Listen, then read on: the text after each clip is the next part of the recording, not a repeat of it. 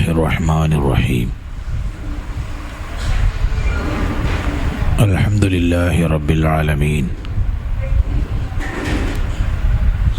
الصلاة والسلام على أشرف الأنبياء والمرسلين وعلى آله وصحبه أجمعين أما بعد أعوذ بالله السميع العليم من الشيطان الرجيم إن هذا القرآن يهدي للتي هي أقوم ويبشر المؤمنين الذين يعملون الصالحات أن لهم أجرا كبيرا وأن الذين لا يؤمنون بالآخرة أعتدنا لهم عذابا أليما. സഹോദരന്മാരെ, സഹോദരിയുടെ സുഹൃത്തുക്കളെ, കാരണവന്മാരെ, അള്ളാഹുവിനെ സൂക്ഷിച്ചും അവൻ്റെ നിയമനിർദ്ദേശങ്ങൾ പാലിച്ചും ചെരുപ്പിൻ്റെ വാറിനേക്കാൾ സമീപത്തുള്ള മരണത്തെപ്പറ്റി ഓർത്തും മരണശേഷം ലോകാവസാനം വരെ അള്ളാഹു നമുക്ക് ഓരോരുത്തർക്കും കണക്കാക്കിയിട്ടുള്ള 6 അടി മണ്ണിൻ്റെ അടിയിലെ ഒറ്റപ്പെട്ട ഇരുട്ട് നിറഞ്ഞ ജീവിതത്തെപ്പറ്റി ചിന്തിച്ചു. ഉടുതുണിയില്ലാതെ നഗ്നപാതരായി ചേലാകർമ്മം ചെയ്യപ്പെടാത്ത രൂപത്തിൽ പുരുഷന്മാരാണെങ്കിൽ അള്ളാഹുവിൻ്റെ മുമ്പിൽ ജീവിതത്തിൻ്റെ കണക്ക് പറയേണ്ടവരാണ് നമ്മൾ എന്ന ബോധം നിലനിർത്തിയുമൊക്കെ ജീവിക്കണമെന്ന് ഒറ്റവാക്കിൽ എല്ലാവരെയും ഉണർത്തും. നോമ്പുകാരോട് അള്ളാഹു പല കാര്യങ്ങളും ആവശ്യപ്പെട്ടിട്ടുണ്ട്. അതിലൊന്ന് വഅൻതും ആകിഫൂന ഫിൽ മസാജിദ്, നിങ്ങൾ പള്ളികളിൽ ഭജനമിരിക്കണം. നമ്മുടെ സമയം കൂടുതൽ പള്ളിയും ഖുർആനും ഒക്കെ ആയിട്ട് ചെലവഴിക്കപ്പെടണം എന്നാണ് എൻ്റെ താല്പര്യം. അതിൻ്റെ ഉദ്ദേശവും കൂടി വെച്ചുകൊണ്ടാണ് റമളാനിൽ ഇങ്ങനെയുള്ള വിജ്ഞാന വേദികൾ നമ്മൾ സംഘടിപ്പിക്കുന്നത്. ലോകത്തെ ഏറ്റവും വലിയ മൃഗശാലയുള്ളത് ബ്രസീലിലാണ്. 3 ദിവസം വേണം അത് കണ്ടു തീർക്കണമെങ്കിൽ. അപ്പോൾ അത് കാണാൻ പോണോലവിടെ നിൽക്കാൻ തക്കത്തോണം വേണം പോകാൻ. ലോകത്തുള്ള എല്ലാ പ്രധാനപ്പെട്ട മൃഗങ്ങളും പക്ഷികളും ഇഴജന്തുക്കളും അവിടെയുണ്ട്. നമ്മുടെ കാട്ടിലെ കാക്ക വരെ ഉണ്ട് അവിടെ. അപ്പോൾ ഓരോ സ്റ്റാളിലും കയറുന്നതിന് മുമ്പ് ആ സ്റ്റാളിൻ്റെ മുമ്പിലൊരു ബോർഡിൽ ആ സ്റ്റാളിലുള്ള മൃഗത്തിൻ്റെ ഫോട്ടോ ഉണ്ടാവും. ഏതാണോ ജീവി അതിൻ്റെ ഫോട്ടോ ഉണ്ടാവും, അതിൻ്റെ പേരുണ്ടാവും, അതേത് നാട്ടിലാണ് കാണപ്പെടുന്നത് എന്നുണ്ടാവും, എന്താണതിൻ്റെ പ്രത്യേകത, സ്വഭാവം എന്നൊക്കെ ചെറിയൊരു വിശദീകരണം കയറുന്നതിന് മുമ്പ് തന്നെ നമുക്ക് കിട്ടും. അപ്പോൾ നമുക്കൊരു ധാരണ ഉണ്ടാവും. എല്ലാ സ്റ്റാളും ഓപ്പണാണ്. അങ്ങനെ 1 ദിവസം കഴിഞ്ഞ് 2 ദിവസം കഴിഞ്ഞ് 3-ാം ദിവസം അവസാനത്തെ സ്റ്റാള് അതിൻ്റെ വാതിൽ മാത്രം അടച്ചു വെച്ചിരിക്കും. അതിനുള്ളിലെ ജീവിയെപ്പറ്റിയുള്ള വിശദീകരണം വാതിൽമേലുള്ളത്. കാരണം അടച്ചു വെച്ചുമ്പോൾ എല്ലാവരും കാണുമല്ലോ. എന്നിട്ട് അത് വായിച്ചു നോക്കിയിട്ട് ആവശ്യമുണ്ടെങ്കിൽ തുറന്നാൽ മതി. അതിലവർ എഴുതിയിട്ടുള്ളത്, നിങ്ങൾ ഇതുവരെ കണ്ടതിൽ ഏറ്റവും ക്രൂരനായ ജീവിയാണ് ഇതിൻ്റെ ഉള്ളിലുള്ളത്, അതുകൊണ്ടാണ് വാതിൽ അടച്ചു വെച്ചത്. വളരെ അത്യാവശ്യമുള്ളവർ മാത്രം കണ്ടാൽ മതി. അത് തുറക്കുമ്പോൾ ശ്രദ്ധിക്കണം. എപ്പോഴും എന്ത് അറ്റാക്കും ഉണ്ടാവാം. അത് വായിക്കുമ്പോൾ ഒരു ചെറിയ ബേജാറുണ്ടാവും. അപ്പോൾ പെണ്ണുങ്ങൾ പറയും, നാം കാണണ്ട, ഇനിയിപ്പോൾ അവസാനം പോകാൻ കാലത്ത് അതിൻ്റെ മാന്ത് കൊള്ളേണ്ട ആവശ്യമില്ലല്ലോ. ചിലവർ പറയും, ഏതായാലും ഇപ്പോൾ ഇതൊക്കെ നമ്മൾ കണ്ടില്ലേ, പൈസയും കൊടുത്തുകയല്ലേ, അതുകൂടി കണ്ടിട്ട് പോകാമെന്ന്. അപ്പോൾ മൂപ്പരിങ്ങനെ ഒന്ന് വല്ല വാതിലിങ്ങനെ പേടിച്ച് ഇങ്ങനെ തുറക്കുമ്പോൾ കാണുന്നത് അതിൻ്റെ ഉള്ളിലൊരു കണ്ണാടിയാണ്. കണ്ണാടിയിൽ ആരെ കാണുക? അവനാനെ കാണുക. ഇപ്പോൾ ലോകത്തെ ഏറ്റവും ക്രൂരനായ ജീവി ആരാ? മനുഷ്യനാണ്. ഇപ്പോൾ നമ്മൾ കേട്ടുകൊണ്ടിരിക്കുന്ന വാർത്ത എന്താ? ഇതൊന്നും മൃഗങ്ങൾ ഉണ്ടാക്കിയല്ലോ. നമ്മുടെ സാമൂഹിക ജീവിതം ഇത്രയേറെ ദുസ്സഹമാക്കിയത് ആരാ? ഒരു വീട്ടിൽ ഉമ്മയും ബാപ്പയും ദുഃഖിക്കുന്നത് കോഴികളെ വിചാരിച്ചിട്ടല്ലല്ലോ, ആടിനെ വിചാരിച്ചിട്ടാ. മനുഷ്യന്മാർ നമ്മളെ പെരുമാറ്റം മോശമാകുമ്പോഴുള്ള വീട് ഇടുങ്ങൽ, വലിയ വീട്ടിലെ ഇടുക്കാണല്ലോ. ഇപ്പം നമ്മളെ വീടിനൊക്കെ ഭയങ്കര ഇടുക്കാപ്പോൾ ഒരുപാട് സ്ക്വയർ ഫീറ്റ് ഉണ്ടാവും റൂം. പക്ഷേ മനസ്സ് ഇടുങ്ങ. 57,000 മുസ്ലിം കുടുംബങ്ങളാണ് കേരളത്തിലെ കുടുംബ കോടതിയിൽ പരസ്പരം തലാഖിന് വേണ്ടി വാദിച്ചു കൊണ്ടിരിക്കുന്ന. 57,000 വീട് വലിപ്പം ലേറ്റ് അല്ലല്ലോ,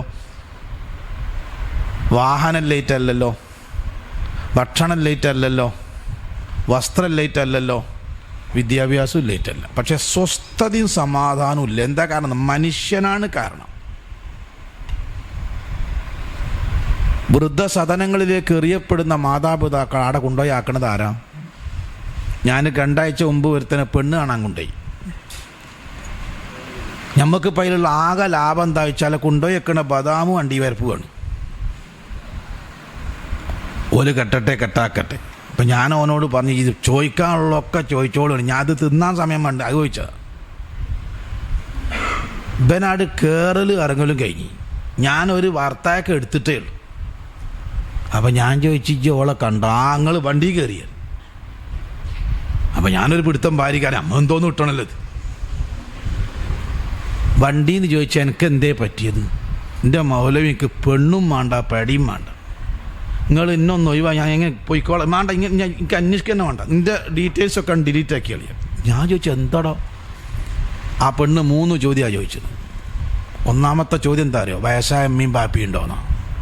ഉണ്ടെങ്കിൽ വേണ്ടാന്ന് നോക്കണം. നിങ്ങൾ വയസ്സായ അമ്മയും ബാപ്പി ഉണ്ടെങ്കിൽ നിങ്ങളെ ഇത് നോക്കേണ്ടി വരൂലേ? ഇത് മൃഗങ്ങൾക്കിടയിലുണ്ടോ? നിങ്ങൾ കോഴിക്കൂട്ടിനെ പിടിച്ചാൽ നോക്കിയാണെങ്കിൽ തള്ള കൊത്തൂലേ? കണ്ണ് കീറാത്ത പൂച്ചൻ്റെ അടുത്ത് നോക്കിയാൽ ആക്രമിക്കാൻ നിൽക്കൂലേ? പട്ടി പറ്റാ വഴിക്കാൻ പോകാൻ കഴിയോ? മനുഷ്യനോ? എത്ര ഉദാഹരണം. കോൺഫിഡൻ്റ് ഗ്രൂപ്പ് ചെയർമാൻ 10,000 കോടി ഉറുപ്പ്യൻ്റെ ആസ്തിയുള്ള ആൾ സ്വയം വെടിവെച്ച് മരിച്ചില്ലേ ചങ്ങായിമാരെ? എന്തേ കാരണം? പൈസ ഉണ്ടെങ്കിൽ സമാധാനം കിട്ടുന്നല്ലേ നമ്മളെ വിചാരം? പൈസ ഉണ്ടെങ്കിൽ സമാധാനം കിട്ടുന്നല്ലേ നമ്മളെ വിചാരം? പക്ഷെ പൈസ ഉള്ള മനുഷ്യപ്പം ഒറ്റ വെടിയുണ്ട് ആൾ സ്വയം അത് മരിച്ചു പോയി. എന്താ വിഷയം? സ്വസ്ഥതല്ല, വ്യക്തികൾക്ക് സ്വസ്ഥതല്ല, കുടുംബത്തിൽ സ്വസ്ഥതല്ല, സമൂഹത്തിൽ സ്വസ്ഥതല്ല. എന്താ വിഷയം? മനുഷ്യനെ നന്നാക്കാൻ മനുഷ്യനിൽ ഒരു വഴിയില്ല. ശാസ്ത്രം നന്നാക്കുന്നത് ബിൽഡിങ്ങാണ്, വസ്ത്രമാണ്, വാഹനമാണ്, ഭക്ഷണമാണ്, അടിസ്ഥാന സൗകര്യങ്ങളാണ്. മനുഷ്യനെ നന്നാക്കാൻ ഒരു വഴിയും മനുഷ്യൻ്റെ അടുത്തില്ല. അവിടെയാണ് ഖുർആൻ്റെ പ്രത്യേകത. ഖുർആൻ്റെ പ്രാധാന്യം അതാണ്. ഖുർആൻ ഇറങ്ങിയത് 6-ാം നൂറ്റാണ്ടിലാണ്. മൗലാന അബുൽ ഹസൻ അലി നദ്വി സാഹിബ് എഴുതിയിട്ടുള്ള കാരുണ്യത്തിൻ്റെ തിരുദൂതർ എന്നൊരു മലയാള പുസ്തകമുണ്ട്. അത് അദ്ദേഹത്തിൻ്റെ ഉറുദു പുസ്തകം MM നദ്വി പരിഭാഷപ്പെടുത്തിയതാണ്. ഒന്ന് വാങ്ങി വായിച്ചു നോക്കേണ്ടി. എന്തുകൊണ്ട് ഖുർആൻ 6-ാം നൂറ്റാണ്ടിൽ അറേബ്യയിൽ ഇറങ്ങി? അതിൻ്റെ കാരണം അദ്ദേഹം പറയാൻ, ലോകത്ത് അന്ന് ഏറ്റവും വൃത്തികെട്ട മനുഷ്യർ ജീവിച്ച സ്ഥലം അറേബ്യയാണ്. ഡാർക്ക് ഏജ്, ഇരുണ്ട യുഗം എന്നാണ് ആ കാലഘട്ടത്തെപ്പറ്റി മുഴുവൻ ചരിത്രകാരന്മാരും രേഖപ്പെടുത്തിയിട്ടുള്ളത്. അവരുടെ സാംസ്കാരിക അധപ്പതനത്തിൻ്റെ ഉദാഹരണം അദ്ദേഹം വിശദീകരിക്കുന്നുണ്ട്. നമ്മളെ നാട്ടിൽ കല്യാണം കഴിച്ചിങ്ങാണ്ട ആളുകൾ എത്ര സന്തോഷത്തിൽ ഒട്ടുമുക്കൂടെ നടന്നു പോലെ ഒരു പ്രശ്നമില്ലല്ലോ, ഒരു പ്രശ്നമില്ല.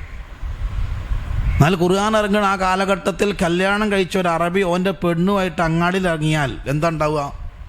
ഇപ്പോൾ ഒരറബി ഭാര്യയും ഭർത്താവും ആട്ട് പോണ്, ഒരു അറബി യുവാവ് ഇങ്ങോട്ട് വരുന്ന്, ഇവർ തമ്മിൽ ഇങ്ങനെ ക്രോസ് ചെയ്താണ്ട് പോകുമ്പം സ്വാഭാവികമായി ഈ യുവാവ് ശ്രദ്ധിക്കൽ ഈ പെണ്ണിനെയാണ്. സ്വാഭാവികമാണത്. അപ്പോൾ അവനക്ക് തോന്നുക ഈ പെണ്ണ് തരക്കമില്ലല്ലോ. അങ്ങനെ തോന്നുന്നതിനോണ്ടും വലിയ ബുദ്ധിമുട്ടില്ല. പക്ഷേ പിന്നെ ഓൻ്റെ ചിന്ത ആ പെണ്ണിന് ഓനക്ക് കിട്ടണമെന്നാ, അത് ഇവൻ്റെ ഭാര്യയാണ്. അങ്ങനെ വന്നാൽ ഇവർ തമ്മിൽ തല്ലുംപിടി ഉണ്ടാവും, കച്ചറ ഉണ്ടാവും. അങ്ങനെ ഭർത്താവ് ഭാര്യനെ നിലനിർത്താനും മറ്റവൻ ആ പെണ്ണിനെ കിട്ടാനും വേണ്ടി തല്ലുംപിടി ഉണ്ടായി. നോക്ക്, ഭർത്താവ് തോറ്റ് ഭർത്താവിനെ അടിച്ച് തള്ളിയിട്ട് മറ്റേ ചങ്ങായി ഈ പെണ്ണിനെ കയ്യും പിടിച്ചുകൊണ്ട് പോകും. ഈ പെണ്ണ് പോവുകയും ചെയ്യും. നോക്കി നിങ്ങൾ, പോയാൽ തർക്കമില്ല. ഈ പെണ്ണ് തനിക്ക് വേണ്ടി തല്ലുകൊണ്ട് കിടക്കുന്ന ഭർത്താവിനോട് പറയുമത്രേ, ആണുങ്ങളായാൽ ഇങ്ങനെ വേണം. അപ്പോൾ കല്യാണത്തിനും ബന്ധത്തിനൊക്കെ എന്ത് വിലയാണുള്ളത്. ഞങ്ങളുടെ നാട്ടിൽ പണ്ട് ഒരു ബന്ദിൻ്റെ ദിവസം പ്രൈവറ്റ് ബസ്സില്ല, KSRTC ഉണ്ടാവുള്ളൂ. അന്നൊരുത്തം ബസ്സിൽ സീറ്റ് പിടിച്ച കഥ പറയലുണ്ട്. ഒരു ബസ് വരുമ്പോൾ 2 ബസ് കയറാനുള്ള ആളാണ് ആട്ട് മണ്ടി അടുക്കൽ. ഇതിലൊക്കെ കയറുക എന്ന് പറയാൻ കഴിയൂല. ഇയാൾ എന്താ പടച്ചോനെ കാട്ടുക, ഏതായാലും തിരക്കുള്ള സീറ്റ് പിടിച്ചാൽ പിന്നെ ബുദ്ധിമുട്ടില്ലല്ലോ. കയ്യിലൊരു സാധനമില്ല, തുണി കഴിച്ചിയാട്ടാടെ സീറ്റിലിട്ട് ട്രൗസർ എടുത്തിട്ട് വേജാറൊന്നും വേണ്ട. അപ്പം സീറ്റ് ഉറച്ച നിലക്ക് മൂപ്പര് വിചാരിച്ചു ഇനിയിപ്പോൾ തിരക്കി കയറണ്ട, തിരക്കൊക്കെ ഒന്നാട് കഴിഞ്ഞോട്ടെ. എല്ലാ തിരക്കും കഴിഞ്ഞ് മൂപ്പര് പോയൊക്കെ തുണി കാണാനില്ല. തുണി ഒരുത്തന്നെ എടുത്തു കൊടുത്താടിയിരുന്ന്. വൈകുന്നേരം അച്ഛൻ രാവിലെ തുണി എടുത്തു പോയി, അച്ഛൻ ട്രൗസർ എടുത്ത് വരുന്നു. അപ്പം മകൾ ചോദിച്ചു, അല്ല അച്ഛങ്ങൾ തുണി അവിടെ പോയി? അത് KSRTCയിൽ സീറ്റ് പിടിച്ചതാ മോളെ, തുണിയും പോയി സീറ്റും പോയി എന്ന് പറഞ്ഞ പോലെ കല്യാണം കഴിഞ്ഞ ഒരു പുരുഷന് പെണ്ണിനായിട്ട് പുറത്തിറങ്ങി ആ തിരിച്ചു വരുമ്പം പെണ്ണുണ്ടായിക്കോണമെന്നില്ല. അതേന്ന് അറേബ്യ. ഒരു അറബി ഫാമിലിക്ക് ഒരു കല്യാണത്തിന് പോകാനുണ്ട്. കല്യാണത്തിന് എല്ലാവരെയും വിളിച്ചിനെ പിന്നെ ഉച്ച ഭക്ഷണം ഉണ്ടാക്കേണ്ടിയില്ലല്ലോ. ചായ കുടിച്ച് കഴിഞ്ഞാൽ നമ്മൾ എന്ത് ചെയ്യും? ഭർത്താവും മക്കളും കുളിക്കാൻ പോകും, നമ്മൾ തിരുമ്പാൻ പോകും പെണ്ണുങ്ങൾ. അങ്ങനെ നമ്മൾ തിരുമ്പാണല്ലോ, കൂടി തിരുമ്പി മുറ്റത്ത് ഇങ്ങനെ അരുമലിട്ട് എല്ലാവരും കൂടി കല്യാണത്തിന് പോയി തിരിച്ചു വന്നപ്പോൾ എല്ലാം ഉണങ്ങിക്കണ്. മരുഭൂമിയല്ലേ, ഉണങ്ങാൻ വല്ല പണിയുണ്ടോ? അപ്പം ഇങ്ങനെ നോക്കുമ്പോൾ എല്ലാം ഉണങ്ങിക്കണം. പക്ഷെ ടവൽ ആടെ കാണാനില്ല. ടവൽ എന്ന് പറഞ്ഞാൽ ചെറിയൊരു വസ്ത്രമാണ്, ഉണങ്ങിയാൽ പെട്ടെന്ന് പാറിപ്പോവും, അതാടെ വീണ് നടക്കുന്നുണ്ടാവും എന്ന് ചിന്തിക്കേണ്ടതിന് പകരം ഈ കുടുംബം ചിന്തിക്കുന്നത് ഈ ടവൽ അയൽവാസി കട്ടതാണ്. അയൽവാസി കക്കുകയാണെങ്കിൽ അതിനേക്കാൾ വില കൂടിയ ഡ്രസ്സല്ലേ കക്കേണ്ടത്, അതൊക്കെ അവിടെ ഉണ്ടല്ലോ. ചിന്തിക്കൂല. ഒരു ടവൽ അയൽവാസി കട്ടതാണ് എന്ന സംശയത്തിൽ ഈ രണ്ട് കുടുംബങ്ങൾ തമ്മിൽ യുദ്ധം ചെയ്തത് 300 കൊല്ലം. അറേബ്യയിലല്ലാതെ ഈ പകയുടെ ചരിത്രം നമുക്ക് ലോകത്തെവിടെയും കാണാൻ കഴിയൂല. ഒട്ടകത്തെ നമ്മൾ ആടിനെ തീറ്റണമാതിരി ഇങ്ങനെ കൈ പിടിച്ച് തീറ്റുന്ന സാധനം അല്ല അത്. അത് തുറന്നിട്ടല്ല, അത് തിന്ന് എഴുന്നെങ്കിലൊക്കെ എന്തൊക്കെ വൈകുന്നേരം തിരിച്ചു വരാം. അതാ ഒട്ടകം തന്നത്. അങ്ങനെ ഒരു അറബി തൻ്റെ ഒട്ടകത്തെ തുറന്നിട്ട് വൈകുന്നേരം ആകുമ്പോൾ തിരിച്ച് വരുമ്പോൾ വരുന്ന വരവിൽ ഒന്നിന് വിശപ്പ് മാറിയില്ല. അപ്പോൾ ഈ ഒട്ടകം എന്ത് ചെയ്ത് അയലോക്കാരൻ്റെ തൊടിയേക്ക് തലട്ടിട്ട് ഒരു ഈത്തപ്പന ഓലങ്ങട് കടിച്ച് അതിന് വിശന്നിട്ട്, അതിന് ആരാൻ്റെ അവനാൻ്റെ വ്യത്യാസമല്ലല്ലോ. അപ്പം തൻ്റെ പറമ്പിൽ ഈത്തപ്പന ഓല കടിച്ച അതിൻ്റെ പേരിൽ ഈ രണ്ട് കുടുംബങ്ങൾ തമ്മിൽ യുദ്ധം ചെയ്തത് 80 കൊല്ലം. കള്ളിനേക്കാൾ വെള്ളത്തേക്കാൾ കൂടുതൽ കള്ള് കിട്ടുമായിരുന്നു അറബികളുടെ വീട്ടിൽ. നമുക്കറിയാലോ കള്ള് പോലും തമ്മിലുള്ള ബന്ധം എന്താണ്. ആ മനുഷ്യരെ ഖുർആൻ പറഞ്ഞു, ഈ വഇൻ കാനൂ മിൻ ഖബ്ലു ലഫീ ളലാലിൻ മുബീൻ, വളരെ വഴികേടിലായിരുന്നു അറബികൾ. അവിടേക്കാണ് ഖുർആൻ. എന്തിനറിയോ? അത്ര മോശപ്പെട്ട ഒരു സമൂഹത്തെ നന്നാക്കാൻ ഖുർആന് സാധിക്കുമെങ്കിൽ ഏത് നാട്ടിലെ ആളുകളെയും ഖുർആന് നന്നാക്കാൻ കഴിയും. അത്രയും പ്രതികൂല കാലാവസ്ഥ ഉള്ള ഒരു നാട്ടിൽ ഇസ്ലാമിക ശരീഅത്തനുസരിച്ച് ജീവിക്കാൻ കഴിയുമെങ്കിൽ ലോകത്തെല്ലായിടത്തും ഇസ്ലാമിക ശരീഅത്ത് പ്രായോഗികമാണ്. അത് കാണിക്കാനാണ് ക്രിസ്താബ്ദം 6-ാം നൂറ്റാണ്ടിൽ അറേബ്യ തിരഞ്ഞെടുത്തത്. ആ ഖുർആൻ അടങ്ങി 23 കൊല്ലം കൊണ്ട് അതേ അറബികളെ പറ്റി ഖുർആൻ പറഞ്ഞു, കുൻതും ഖൈറ ഉമ്മ, നിങ്ങളാണ് ഏറ്റവും നല്ല മനുഷ്യന്മാരെന്ന്. ഈ സംസ്കരണമാണ് ഖുർആൻ ഉണ്ടാക്കിയത്. അതാ ഖുർആൻ്റെ പ്രത്യേകത. അല്ലാതെ ഖുർആൻ എന്താ അറിയോ, ഖുർആനേക്കാളും വോള്യങ്ങളുള്ള ഒരുപാട് തത്വശാസ്ത്രങ്ങൾ പറഞ്ഞ ഗ്രന്ഥം വേറെ ഇഷ്ടം പോലെ ഉണ്ട് ഇവിടെ. പിന്നെന്താ ഖുർആൻ്റെ പ്രത്യേകത?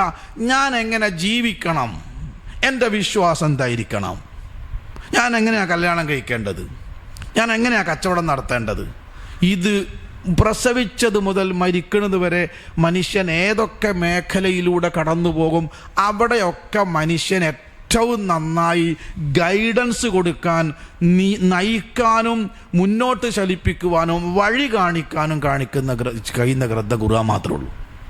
തത്വങ്ങൾ പറഞ്ഞിട്ട് കാര്യമല്ലല്ലോ, അത് പ്രായോഗികമായി കാണിച്ചു കൊടുക്കണ്ടേ, അത് ഖുർആനെ സാധിക്കുള്ളൂ. ഖുർആൻ പറഞ്ഞു, ഇന്ന ഹാദൽ ഖുർആന യഹ്ദീ ലില്ലത്തി ഹിയ അഖ്വം. ഖുർആൻ്റെ പ്രത്യേകത എന്താ അറിയോ? ഖുർആനുമായി ബന്ധപ്പെട്ട എല്ലാം ബർക്കത്തുള്ളതാണ്. ഒന്ന്, ഖുർആൻ ഇറക്കപ്പെട്ട മാസങ്ങളെ കൂട്ടത്തിൽ ഏറ്റവും ബർക്കത്തുള്ളതാണ്. ഖുർആൻ ഇറക്കപ്പെട്ട രാത്രിൻ്റെ കൂട്ടത്തിൽ ഏറ്റവും ബർക്കത്തുള്ളതാണ്. ഖുർആൻ ഇറക്കപ്പെട്ട വ്യക്തി അഷ്റഫുൽ ഖൽഖ, സൃഷ്ടികളിൽ ഏറ്റവും ശ്രേഷ്ഠനാണ്. ഖുർആൻ ഇറക്കിക്കൊടുക്കാൻ അള്ളാഹു നിയോഗിച്ച മലക്കുകളെ നേതാവാണ്. ഖുർആൻ ഇറക്കപ്പെട്ട രാജ്യം ഹറമാണ്, പരിശുദ്ധമാണ്. ഇനി നിങ്ങളിൽ ആരാണ് ഉത്തമർ? നമ്മൾ പല അടയാളം നോക്കില്ല, മൂപ്പര് ഭയങ്കര മൂപ്പര് ഭയങ്കര കോമ്പൗണ്ട് വാളും പിന്നെ ഇൻ്റർലോക്ക് ഭയങ്കര പുരയും പുരൻ്റെ മുൻപിൽ 4 വണ്ടിയും ഒക്കെ കാണുമ്പോൾ അതാണ് ഉത്തമൻ എന്നാ നമ്മൾ പറയാം. എന്നാൽ ഒരു മനുഷ്യൻ്റെ മഹത്വം അളക്കാൻ അള്ളാഹു പറഞ്ഞത് ഖൈറുക്കും മൻ തഅല്ലമൽ ഖുർആന വഅല്ലമഹു. നിങ്ങളിൽ ഏറ്റവും ഉത്തമർ, എന്തൊക്കെ ഡിഗ്രി നമ്മുടെ പേരിൻ്റെ കൂടെ നമ്മൾ ചേർത്ത് വെച്ചിട്ടുണ്ടെങ്കിലും ഖുർആൻ എത്രത്തോളം പഠിപ്പിച്ചു അവരാണ് ഏറ്റവും ഉത്തമർ. ഇനി നമ്മളെ പള്ളിയിൽ ഇമാമ് നാട്ടിൽ പോയപ്പോൾ ഇമാമത്തിക്കാൻ തർക്കമുണ്ടായി. എങ്ങനെ പരിഹരിക്കേണ്ടത്? തർക്കമുള്ള ആര് തമ്മിലാണോ ഓല് ഖുർആൻ ഏറ്റവും കൂടുതൽ പഠിച്ച ആരാ ഓലെ നിർത്തണ്ടി. ഖുർആനാണ് പരിഹാരം. ഒരു പ്രദേശത്ത് ഒരുപാട് ആളുകൾ ഒരേ സമയം മരിച്ചു. ഒന്നിലധികം മയ്യത്ത് ഖബർക്ക് ഇറക്കി വെക്കേണ്ടി വന്നു. എങ്ങനെ പരിഹരിക്കുക? മരിച്ചോല കൂട്ടത്തിൽ ഏറ്റവും കൂടുതൽ ഖുർആൻ പഠിച്ച ആളെ അയ്യത്ത് ആദ്യം വെക്കണം.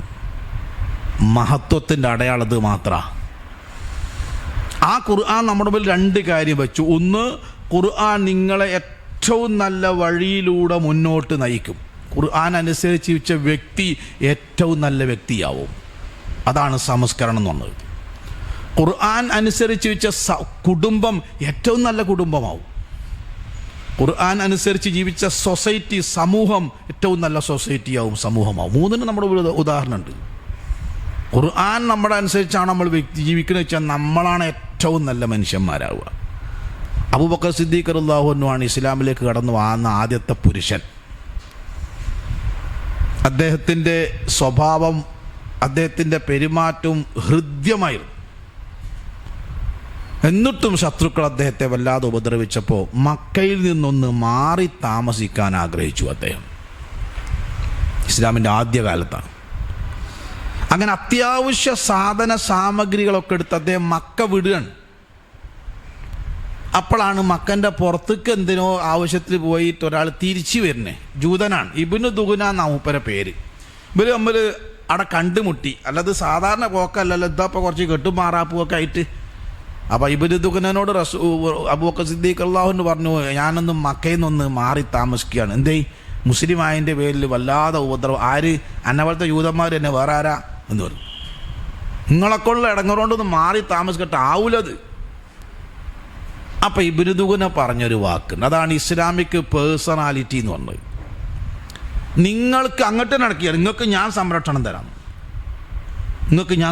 തരാം, നിങ്ങളെപ്പോലത്തെ മനുഷ്യന്മാരൊന്നും ഈ നാട്ടിൽ നിന്ന് പോകാൻ പാടില്ല. ഇതെങ്ങനെ ഉണ്ടായത്?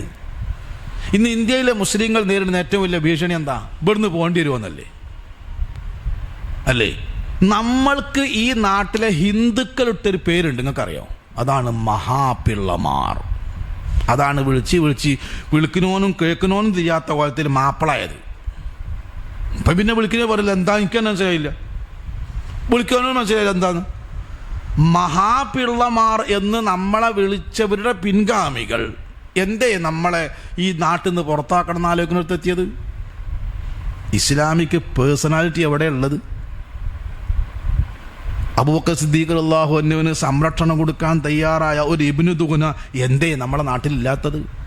നമ്മൾ നാട്ടിൽ നിന്ന് പോകാന്ന് പറഞ്ഞാൽ നമ്മളെ പെണ്ണുങ്ങൾ പറയും, ചങ്ങായിമാരെ മൂപ്പരോടെ നിൽക്കിന്ന് ഹേയിലാൻ പോയിക്കോട്ടെ എന്നല്ലാതെ. ഓക്കും കൂടി മടുത്തില്ലേ?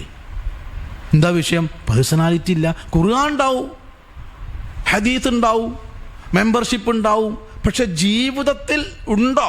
ഉണ്ടെങ്കിൽ അവനാണ് ഏറ്റവും നല്ല വ്യക്തി. ഖുർആൻ അനുസരിച്ച് കുടുംബം ഏറ്റവും നല്ല കുടുംബമാവും. ഏറ്റവും നല്ല കുടുംബം എന്ന് പറഞ്ഞാൽ ഏതാ? നമ്മളെ കണക്കിന് ഏറ്റവും നല്ല കുടുംബം ഏതാ? ഞാൻ പറഞ്ഞ മാതിരി ഭൗതികമായി ഉയർന്ന കുടുംബമാണ്. ഇന്ന് ആ കുടുംബത്തിൻ്റെ ഉള്ളിൽ അവസ്ഥ എന്താണെന്ന് ഞാൻ പറഞ്ഞത്.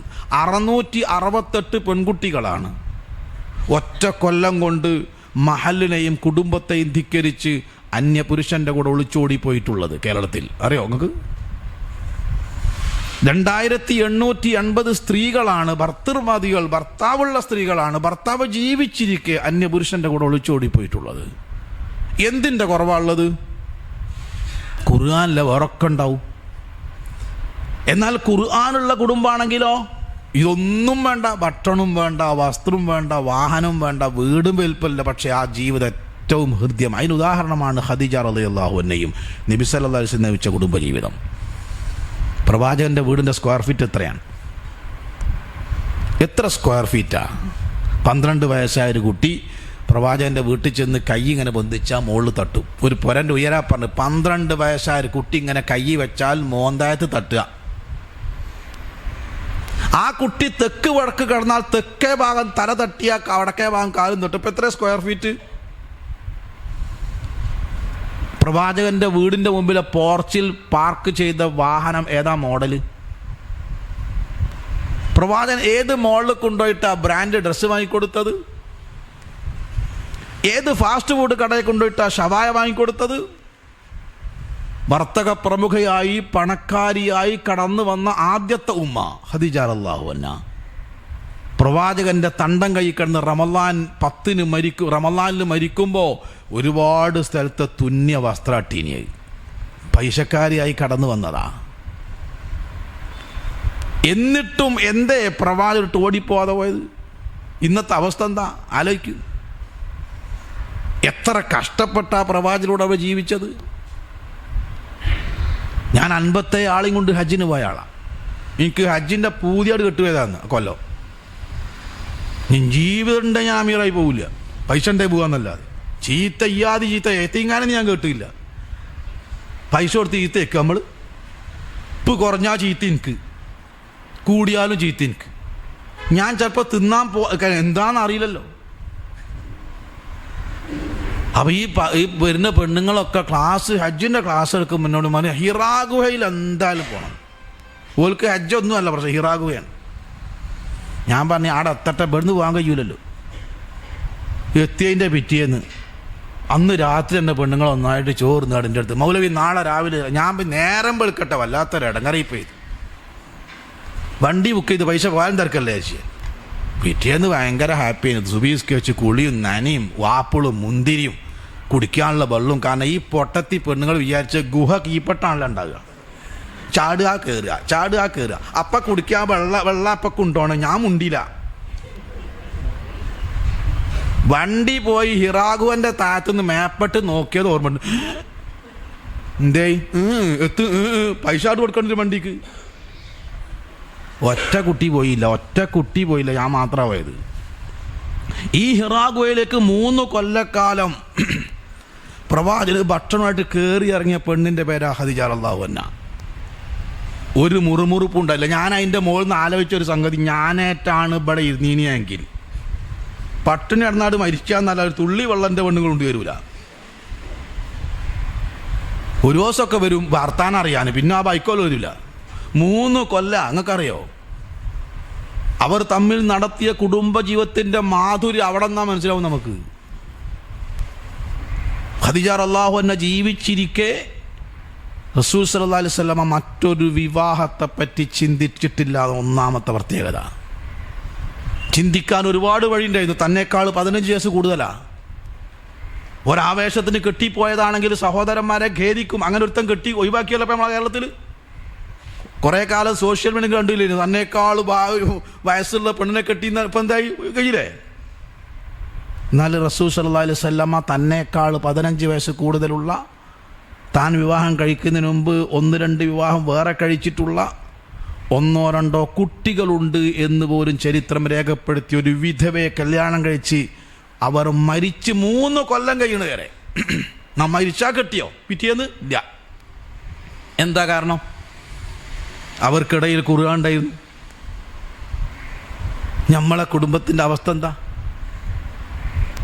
എൻ്റെ പുരുഷന്മാരെ ഭർത്താക്കന്മാരെ ഞാൻ ചോദിക്കട്ടെ, നമ്മളെ ഏറ്റവും കൊഞ്ചിക്കൊഴഞ്ഞ് സംസാരിക്കൽ സ്വന്തം ഭാര്യനോടാണോ അന്യ പെണ്ണുങ്ങളോടാണോ?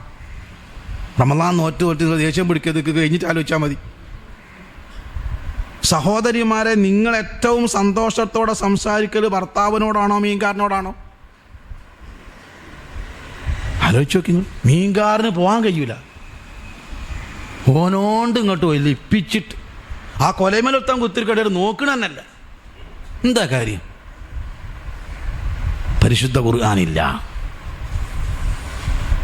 ഖദീജ റളിയല്ലാഹു അൻഹ വഫാത്തായ വർഷത്തിന് നമ്മളെ നേതാവിട്ട പേര് ദുഃഖത്തിൻ്റെ വർഷം എന്നാണ്. മക്കയിൽ നിന്ന് മദീനയിലേക്ക് ഹിജ്റ പോയി, മക്കം 10 ദിവസം തിരിച്ചു വന്നു. തിരിച്ചു വന്നിട്ട് ആദ്യം ചെയ്ത എന്താ?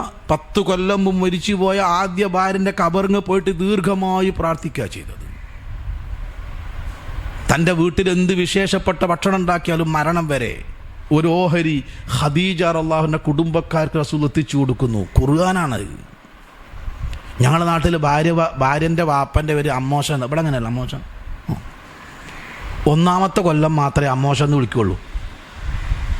2-ാമത്തെ കൊല്ലം ആ മോശം കാക്കാന്ന് പറയും. അർത്ഥം മാറി. ഇത് ആ മോശം കാക്ക. ഇതിൻ്റെ പെടി വെച്ച് കെട്ടിയല്ലോ. എന്തേ കാരണം? അപ്പം ഈ ഖുർആനുണ്ടെങ്കിൽ എന്തില്ലെങ്കിലും ഖുർആനുണ്ട്.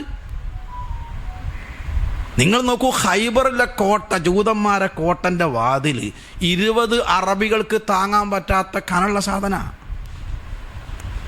ആ 20 ആൾക്ക് താങ്ങാൻ പറ്റാത്ത കോട്ട സ്വയം പടച്ചട്ടയായി അണിഞ്ഞ ആളെ പേരാ അലി റളിയല്ലാഹു അൻഹു. എത്ര ആരോഗ്യം! ബദറിൽ ഉത്തുബത്തിനെ നേരിടാൻ റസൂൽ പറഞ്ഞയച്ചത് ഈ അലി റളിയല്ലാഹു അൻഹുവിനെ ഒറ്റയടിക്ക് കൊന്നില്ലേ അല്ലേ? അത്രയും ആരോഗ്യ ദൃഢഗാത്രനായ അലി റളിയല്ലാഹു അൻഹു ഫാത്തിമ റളിയല്ലാഹു അൻഹ മരിച്ചിട്ട് മയ്യത്ത് കട്ടിൽ പൊന്തിച്ചിട്ട് പൊന്തില്ല. ഇത്ര ആരോഗ്യമുള്ള അലി റളിയല്ലാഹു അൻഹു യാ സഹ്റ അന അലി എന്ന് പറഞ്ഞ് വാവിട്ട് കരയാണ് ഈ മനുഷ്യൻ. മയ്യത്ത് കട്ടിൽ പൊന്തിച്ചിട്ട് പൊന്തണില്ല. ആരോഗ്യമില്ല. അതാ കുടുംബജീവിതം. അവിടെ ജീവിതത്തിൽ എത്ര ദാരിദ്ര്യമായിരുന്നു, എത്ര ദിവസം പട്ടിണി കിടന്നിട്ടുണ്ട്. ഭക്ഷണമല്ല സഹോദരന്മാരെ, വസ്ത്രമല്ല, വാഹനമല്ല, വീടല്ല, സൗകര്യങ്ങളല്ല, അതൊന്നും ഇല്ലെങ്കിലും ഈ ലോകത്ത് മധുരിക്കുന്ന കുടുംബജീവിതം ആവാമെന്ന് പഠിപ്പിച്ച ഗ്രന്ഥത്തിൻ്റെ അവതരണ മാസത്തിലാണ് നമ്മളുള്ളത്. അതാ ഖുർആൻ. ഖുർആൻ അനുസരിച്ച് സൊസൈറ്റിയാണ് സ്വഹാബികൾ. ഖൈറുൽ ഖുറൂനി ഖർനീന. ഖൈറുൽ ഖുറൂനി ഖർനി. അന്ന് കമ്പ്യൂട്ടറില്ല, വിവര സാങ്കേതിക വിദ്യയില്ല, മൊബൈലില്ല, മോട്ടോർ വാഹനങ്ങളില്ല, ഒന്നുമില്ല. പിന്നെ അതാണ് ഏറ്റവും നല്ല നൂറ്റാണ്ട് എന്ന് എന്തിൻ്റെ അടിസ്ഥാനത്തിലാണ് പറഞ്ഞത്? മാനുഷിക മൂല്യങ്ങളുടെ, സത്യത്തിൻ്റെയും ധർമ്മത്തിൻ്റെയും ഭക്തിയുടെയും നിറകുടങ്ങളായിരുന്നു അവർ. അതാണ് ഖുർആൻ്റെ പ്രത്യേകത. ആ ഖുർആൻ നമ്മോട് ആവശ്യപ്പെടുന്നു, യൗമ ലാ യൻഫഉ മാലും വലാ ബനൂൻ ഇല്ലാ മൻ അത്തല്ലാഹ ബിഖൽബിൻ സലീം.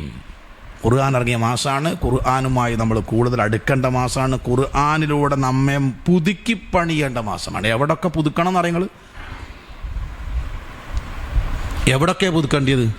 പുതുക്കേണ്ട സ്ഥലമേ ഉള്ളൂ. ഒറ്റ ഉദാഹരണം പറഞ്ഞുതരാം. അറഫയിൽ വെച്ച് അള്ളാഹിൻ്റെ റസൂലിന് ഇറങ്ങിയ ഒരായത്തുണ്ട്, അൽ യൗമ അക്മൽതു ലക്കും ദീനക്കും. ഇന്ന് ഞാൻ നിങ്ങൾക്കുടെ മതം പൂർത്തിയാക്കുക കേട്ടോ. വ അത്മംതു അലൈക്കും നിഅമതി. ഞാൻ നിങ്ങൾക്ക് പൂർത്തിയാക്കി തരുന്ന ഈ മതം ഉണ്ടല്ലോ, എൻ്റെ ഒരു നിഅമത്താ. നിഅമത്തിൻ്റെ അർത്ഥം നമുക്ക് ആർക്കും പറഞ്ഞു തരേണ്ടതില്ലല്ലോ. ഈ നാട്ടിലെ ഹിന്ദുക്കൾക്ക് പോലും നിഅമത്തിൻ്റെ, ആചാരം ഇപ്പം ഭയങ്കര നിഅമത്തിലാന്ന് വേറെ ഇതും പറയും. ഓനക്കറിയാം നിഅമത്തിൻ്റെ അർത്ഥം എന്താണ്. ദാഹിക്കുന്നവന് വെള്ളം, വിശക്കുന്നവന് ഭക്ഷണം, യാത്രക്കാരന് വാഹനം, രോഗിക്ക് മരുന്ന്, വീടില്ലാത്തവന് വീട്. ഇതൊക്കെ കിട്ടുമ്പം ആ നിഅമത്തിൻ ആസ്വദിച്ചവരാണ് നമ്മൾ. അതാണ് മതത്തെപ്പറ്റി അള്ളവൻ നിഅമത്താണ്. നമുക്ക് മതം നിഅമത്തായി തോന്നിയിട്ടുണ്ടോ ഇല്ലേ? നമ്മൾ മതത്തിൻ്റെ നിയമങ്ങൾ പാലിക്കാറുണ്ടോ ഇല്ലേ എന്നതല്ല എൻ്റെ ചോദ്യം.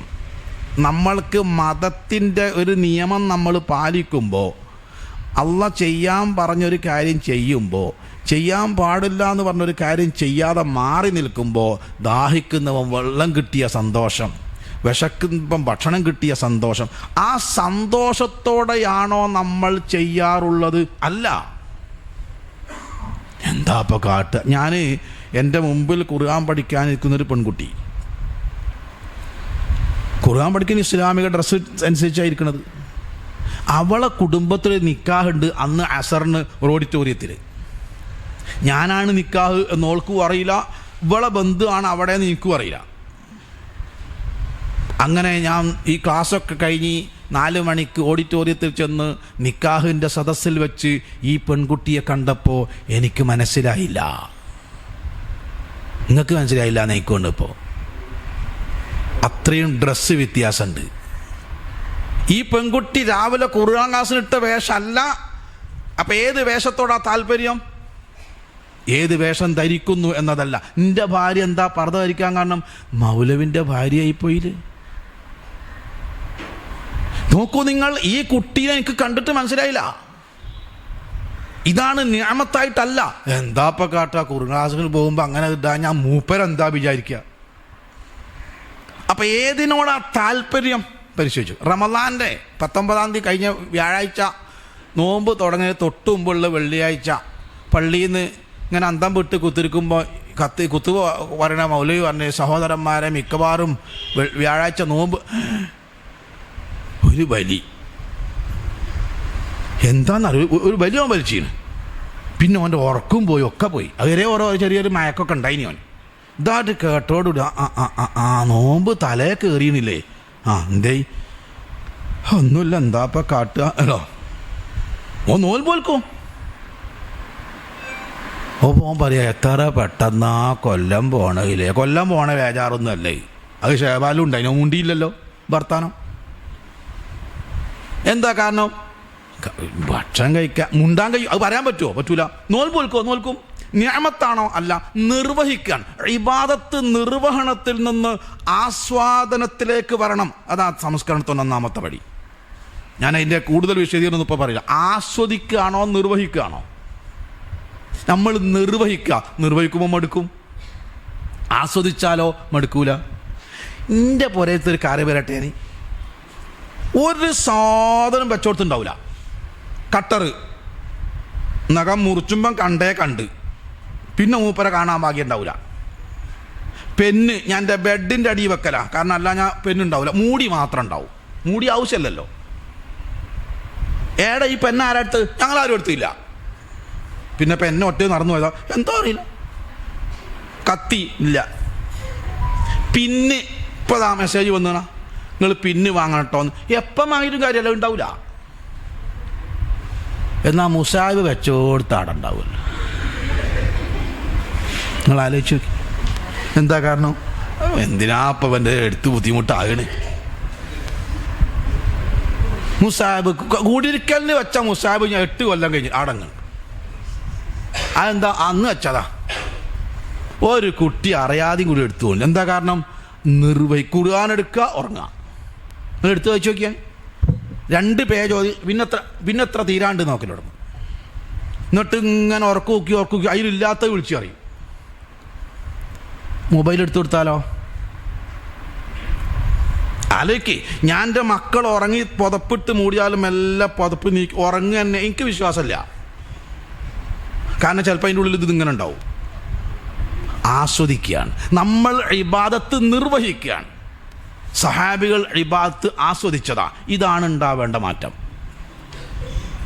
സൂറത്തുൻ നൂറിൽ അല്ലാഹു പറഞ്ഞു, റിജാലുൻ ലാ തുൽഹീഹിം തിജാറത്തുൻ വലാ ബൈഉൻ അൻ ദിക്രില്ലാഹ്.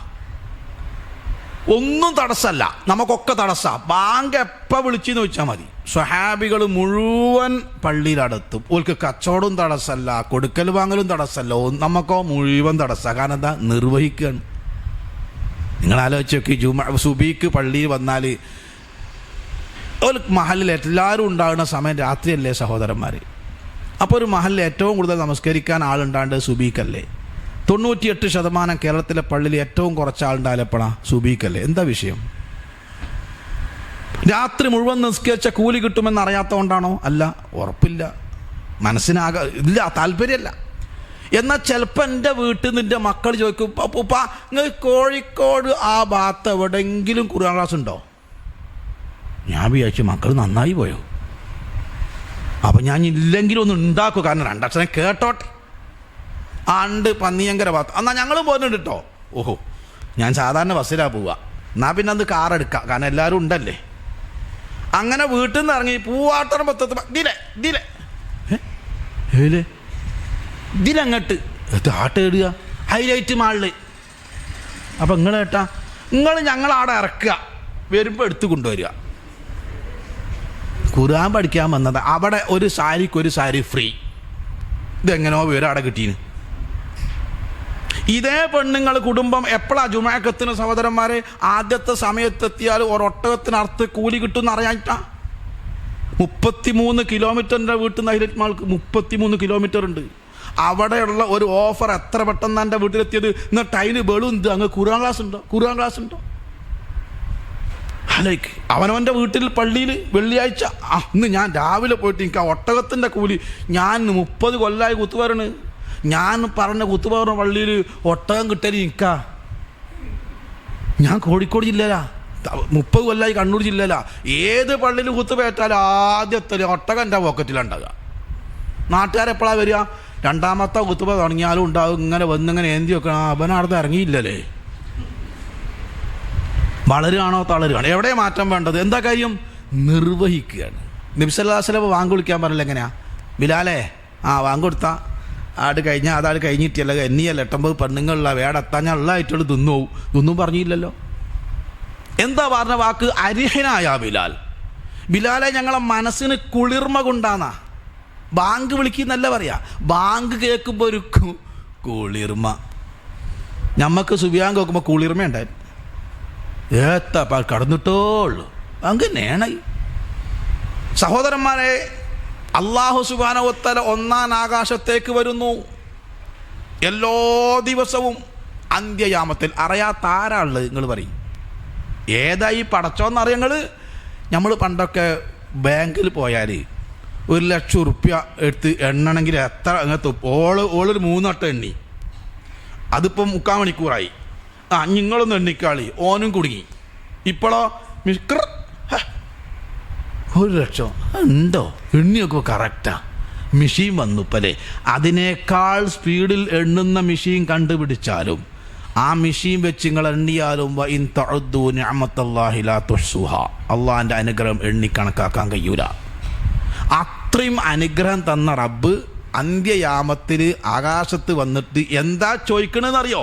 ഞാൻ തന്നതിൽ എന്തെങ്കിലും പോരായുണ്ടോ? ഇനി വല്ലതും വേണോ? ഹൽ മിൻ സായിലിൻ. നോക്കിങ്ങൾ. രണ്ടാമത്തെ ചോദ്യം ഹൽ മിൻ മുസ്തഗ്ഫിരിൻ. പാപമോചനം വേണോ? ചോദിച്ചോളിട്ടോ. ഇങ്ങോട്ട് വരിക. എന്നിട്ട് ആരാണ് ആ സമയത്ത് തതജാഫാ ജുനൂബുഹും അനിൽ മളാജി? കണ്ടോ? സത്യവിശ്വാസികൾ ആസ്വദിച്ചത്. അലാറം വെച്ചിട്ടല്ലല്ലോ നീറ്റത്. അലാറം വെച്ചാൽ നമ്മൾ നീക്കോ? എന്താ പങ്ങളൊക്കെ അത് അലാറം വെക്കലാരാ? ഞാൻ. ഓഫാക്കലോ ഞാൻ തന്നെ. പിന്നെ എത്തിനെ വെച്ചിന് അവിടെ വെച്ച് എത്തിനെ ഓഫാക്കി നീച്ചാനാവൂല. അപ്പോൾ വെക്കുമ്പോഴുള്ള നീയത്തെന്താ? നീക്കരുത്, അടിക്കും വേണോ? പിന്നെ കോല എനിക്ക് മനസ്സിലാവില്ല. അലാറം വെക്കണേ നമ്മൾ. ഞാനൊക്കെ അലാറം വെക്കും എൻ്റെ തലക്കുമ്പാർത്ത്. ആദ്യത്തെ അടിയിൽ എനിക്ക് തോന്നൽ എന്താണ് ഒരു ശബ്ദം? അത് എൻ്റെ തന്നെയാണോ? എൻ്റെ അല്ല. പിന്നെ ഞാൻ അങ്ങനെ എൻ്റെ തലക്കമ്പാർത്തായി സാധനമുള്ളത്. നമ്മളെങ്ങനെ രണ്ടാമത് കുറച്ചുകൂടി കിടക്കാനുള്ള വല്ല വകുപ്പുണ്ടോയെന്ന് ആലോചിക്കുകയാണ്. അള്ള വരികയാണ്. എന്നാ സത്യവിശ്വാസികളോ ആസ്വദിച്ചാൽ എന്താ സ്ഥിതി? തതജാഫാ ജുനൂബുഹും അനിൽ മളാജിഇ. സൂറത്ത് നൂർ സജദ നിങ്ങൾക്ക് അറിയാലോ. എല്ലാ വെള്ളിയാഴ്ച നമ്മൾ ഇമാമിങ്ങൾ സുബീക്ക് ഓതുന്ന സൂറത്തല്ലേ. അലാറം വെച്ചിട്ടാണോ ഇട്ടത്? അല്ല. എന്താ കാര്യം? ആസ്വദിക്കുകയാണ്. നമ്മൾ നിർവഹിക്കുകയാണ്. അത് മാറണം. അതിനെന്ത് വേണം? എന്തിനാണ് ഇബാദത്ത് എന്നറിയണം. ഇബാദത്തിനെ പറ്റി 3 അറിവ് വേണം. 1, ഞാൻ എന്താണ് ചെയ്യാൻ പോണത്, ആ ഇബാദത്തിൻ്റെ ഗൗരവം എന്താണെന്ന് മനസ്സിലായി. ഏതായാലും ശരി. 2, ഞാൻ എന്തിനാണ് ഇത് ചെയ്യുന്നത്, എന്താ എനിക്ക് കിട്ടേണ്ടത്, ഇത് ചെയ്താൽ എന്ത് കിട്ടണം, കൃത്യമായി ധാരണ വേണം. അത് കിട്ടണമെങ്കിൽ ഞാൻ ഇത് എങ്ങനെ ചെയ്യണം. ഈ 3 അറിവില്ലാത്ത ഇബാദത്ത് നല്ല ഏത് കാര്യത്തിനും വേണോ? ഞാൻ നിസ്കരിക്കാൻ പോവാണ്. നിസ്കാരം ഞാനും മുസ്ലിമും കാഫറും തമ്മിലുള്ള വ്യത്യാസമാണിത്. ഭയഭക്തിയോടുകൂടി നിസ്കരിച്ചാൽ മുസ്ലിമാവും, മുഅ്മിനാവും. ഭയഭക്തി ഇല്ലാതെ മുനാഫിക്കായിട്ട് ആ പള്ളിയിൽ നിന്ന് ഇറങ്ങിപ്പോവുക. അത്ര ഗൗരവമുള്ള സംഗതിയാണിത്. നമ്മളെ ധാരണ വേണം നമ്മുടെ മനസ്സിൽ. എന്താ ചെയ്യാൻ പോണത് ഞാൻ അതിനായിട്ട് വിശദീകരിക്കണില്ല. എന്തിനാണ് നിസ്കരിക്കണത്? കയ്യാണ്ട് കെട്ടുമ്പോൾ നമ്മളെ മനസ്സിക്ക് വരേണ്ട ഒരു ചിന്ത ഉണ്ട്. ഒരു ഹദീസ് ഉണ്ട്. എന്താ അറിയോ? ഒരു മനുഷ്യനെ ഖബറിലേക്ക് ഇറക്കി വെച്ചാൽ വ ഇൻ കാന മുഅ്മിന, അയാൾ മുഅ്മിനാണെങ്കിൽ, കാനത്തി സ്വലാത്തു ഇൻദ റഅസിഹി, നമസ്കാരം അയാളുടെ തലയുടെ ഭാഗത്ത് വന്ന് നിൽക്കും, ഫർദ് നമസ്കാരം. വ സകാത്തു അൻ യമീനിഹി, വലതു ഭാഗത്ത് സക്കാത്ത് വന്ന് നിൽക്കും. നോമ്പ് ഇടത് ഭാഗത്ത് വന്ന് നിൽക്കും. വസായിറുൽ അമാൽ, മറ്റെല്ലാ അമലുകളും കാലിൻ്റെ ഭാഗത്തും വന്നു വെക്കും. എന്തിനാണെന്നറിയോ? തലഭാഗത്തൂടെ ഖബർ ശിക്ഷ വന്നാൽ തടുക്കാൻ ഫർള് നിസ്കാരത്തിന് മാത്രമേ അധികാരമുള്ളൂ. അതിനുള്ള പവറിൻ്റെ ഫർള് നിസ്കാരത്തിനില്ലെങ്കിലോ? അപ്പം എന്തിനാ എന്നെ ഖബർക്ക് വെച്ചത് മുതൽ സ്വർഗത്തിലെത്തുന്നത് വരെ എന്നെ എല്ലാ ശിക്ഷയെന്നും തടുക്കാനാണ് റബ്ബേ ഞാൻ നിസ്കരിക്കണത് കേട്ടോ.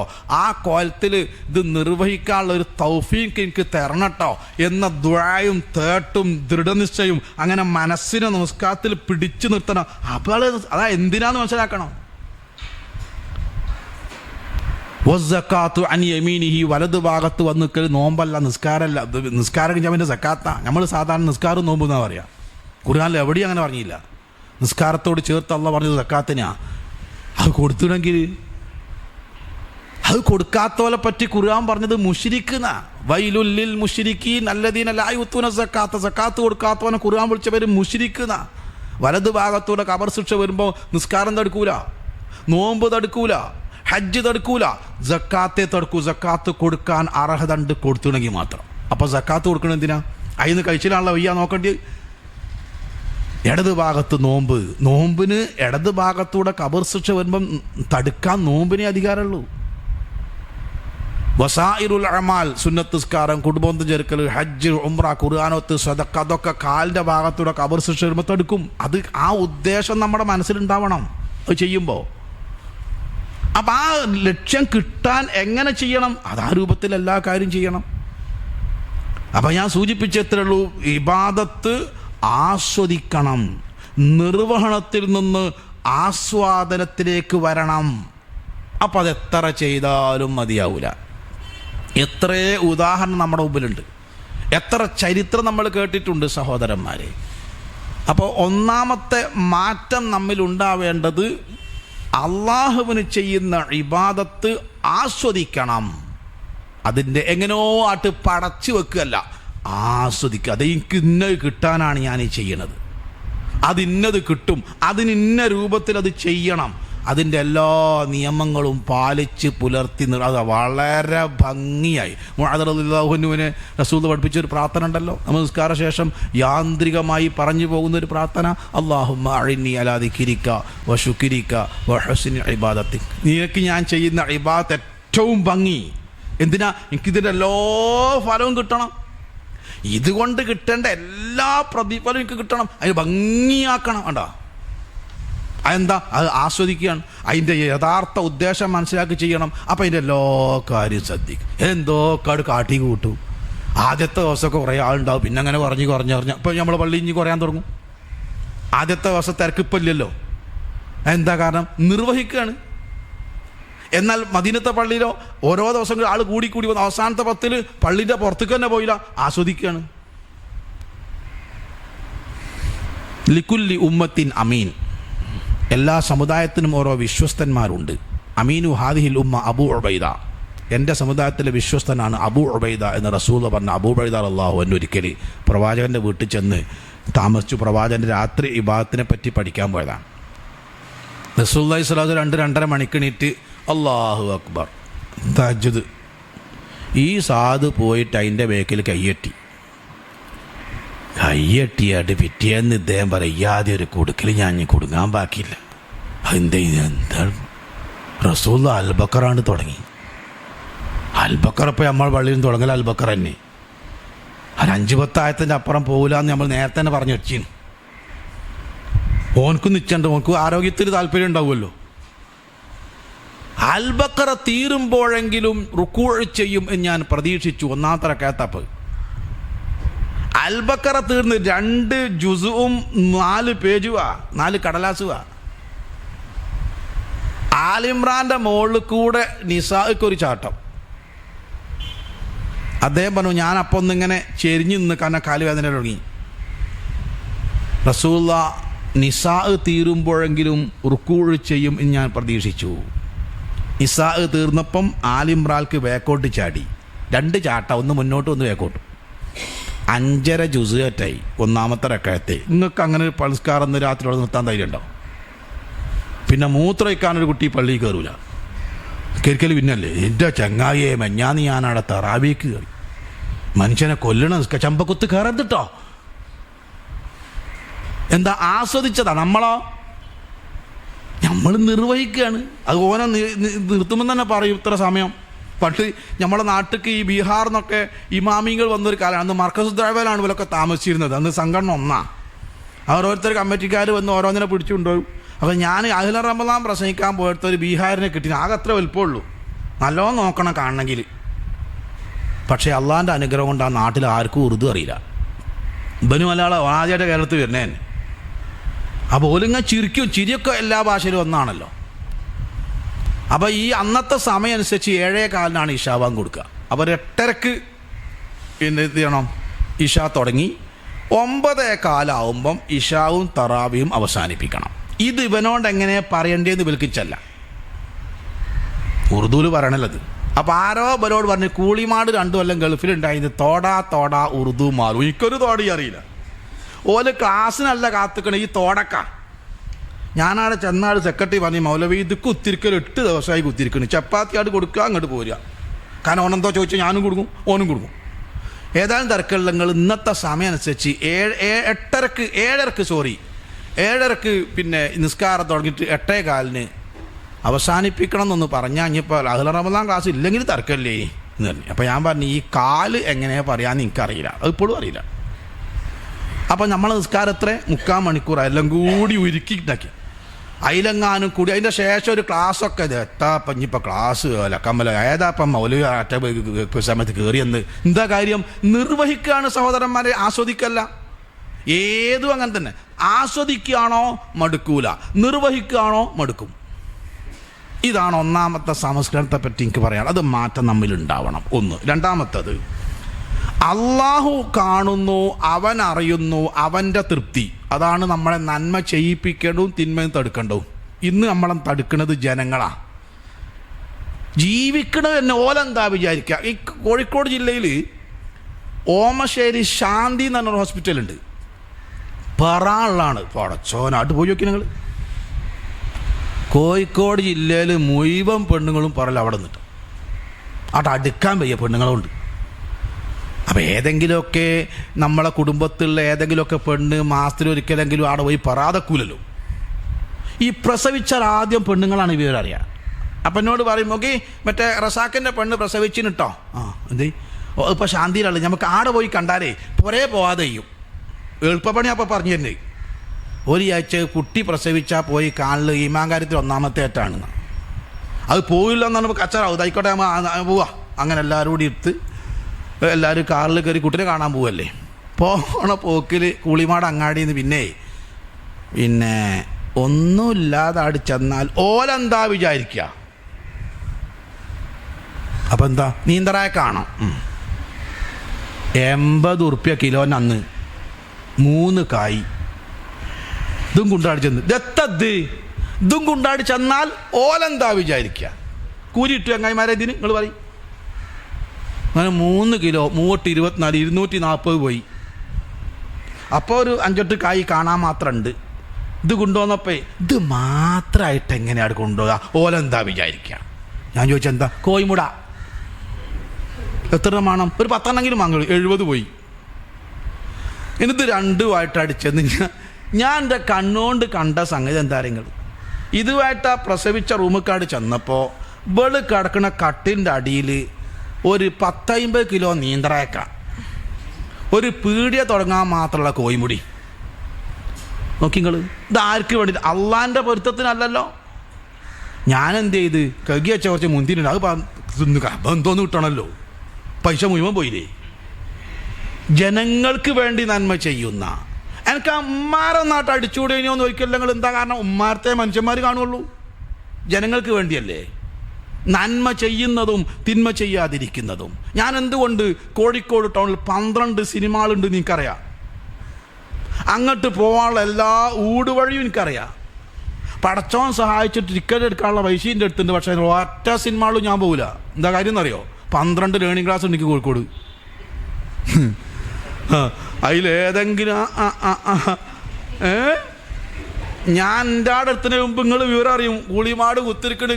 ഞാൻ അത് വിവരം അറിയും. അത് കണ്ടില്ല ഇച്ചിക്കാണ്. അപ്പോൾ പിന്നത്തെ വിളി ചെമ്പക്കുത്തുന്ന പിന്നെ മൗലവി എന്താണെന്നറിയാം, നമ്മൾ പരിപാടി നിർത്തി വെച്ചിന് കേട്ടോ. എന്തേ അത് മേടിച്ചിട്ടല്ലേ ഞാൻ പോകാത്ത അല്ലേ?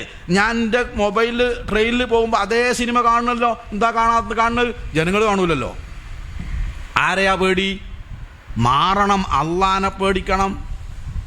ജനങ്ങൾക്ക് വേണ്ടി നന്മ ചെയ്യുന്ന, ജനങ്ങൾക്ക് വേണ്ടി തിന്മ ചെയ്യാതിരിക്കുന്ന പാടില്ല.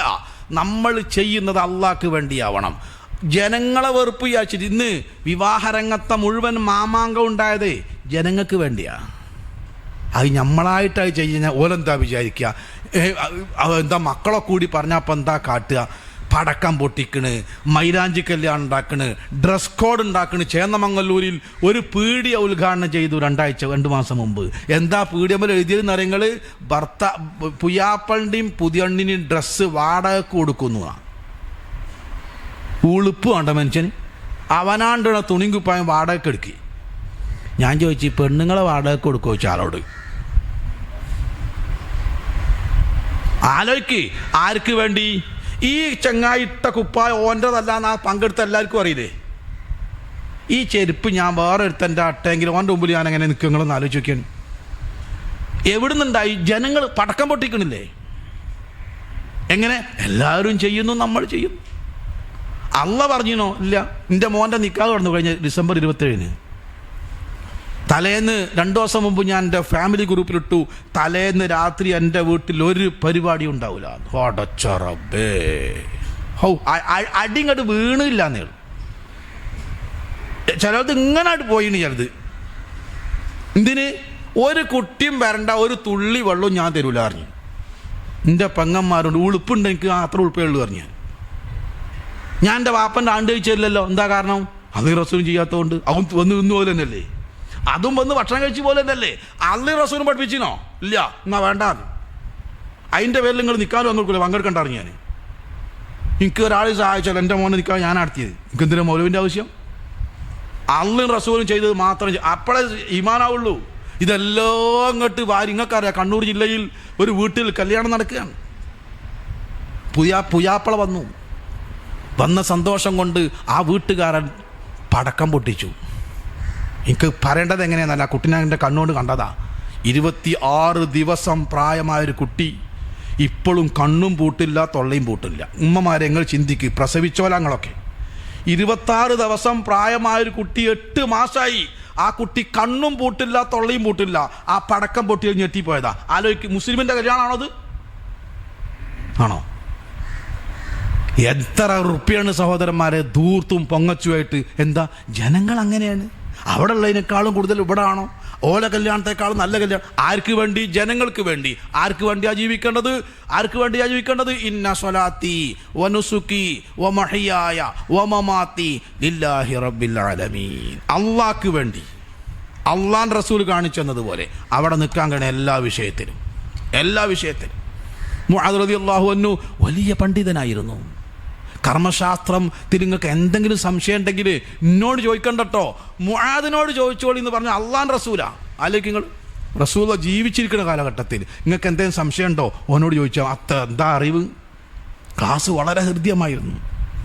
ഡമാസ്കസിലെ സിറിയൻ തലസ്ഥാനമായ ഡമാസ്കസിൽ അദ്ദേഹം ഒരു ക്ലാസ് എടുക്കാൻ വന്നു. 1000കണക്കിന് ആളുകളാണ് പങ്കെടുത്തത്.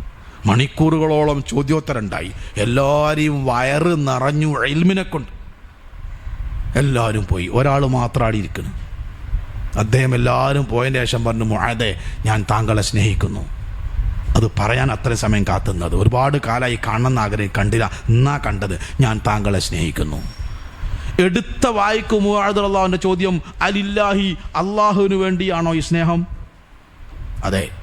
അലില്ലാഹി 3 വട്ടം ആവർത്തിച്ചു. അള്ളാഹ്ക്ക് വേണ്ടിയാണോ താങ്കൾ എന്നെ സ്നേഹിക്കുന്നത്? അതെ. എങ്കിൽ അബ്ശിർ, താങ്കൾ സന്തോഷിക്കുക.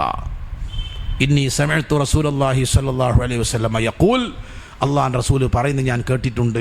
മൻ അഹബ്ബ ലില്ലാഹ് വ അബ്ഗള ലില്ലാഹ് വ അഅതാ ലില്ലാഹ് വ മനഅ ലില്ലാഹ് വ അൻഗഹ ലില്ലാഹ് ഫഖദ് ഇസ്തക്മല ഈമാനഹു.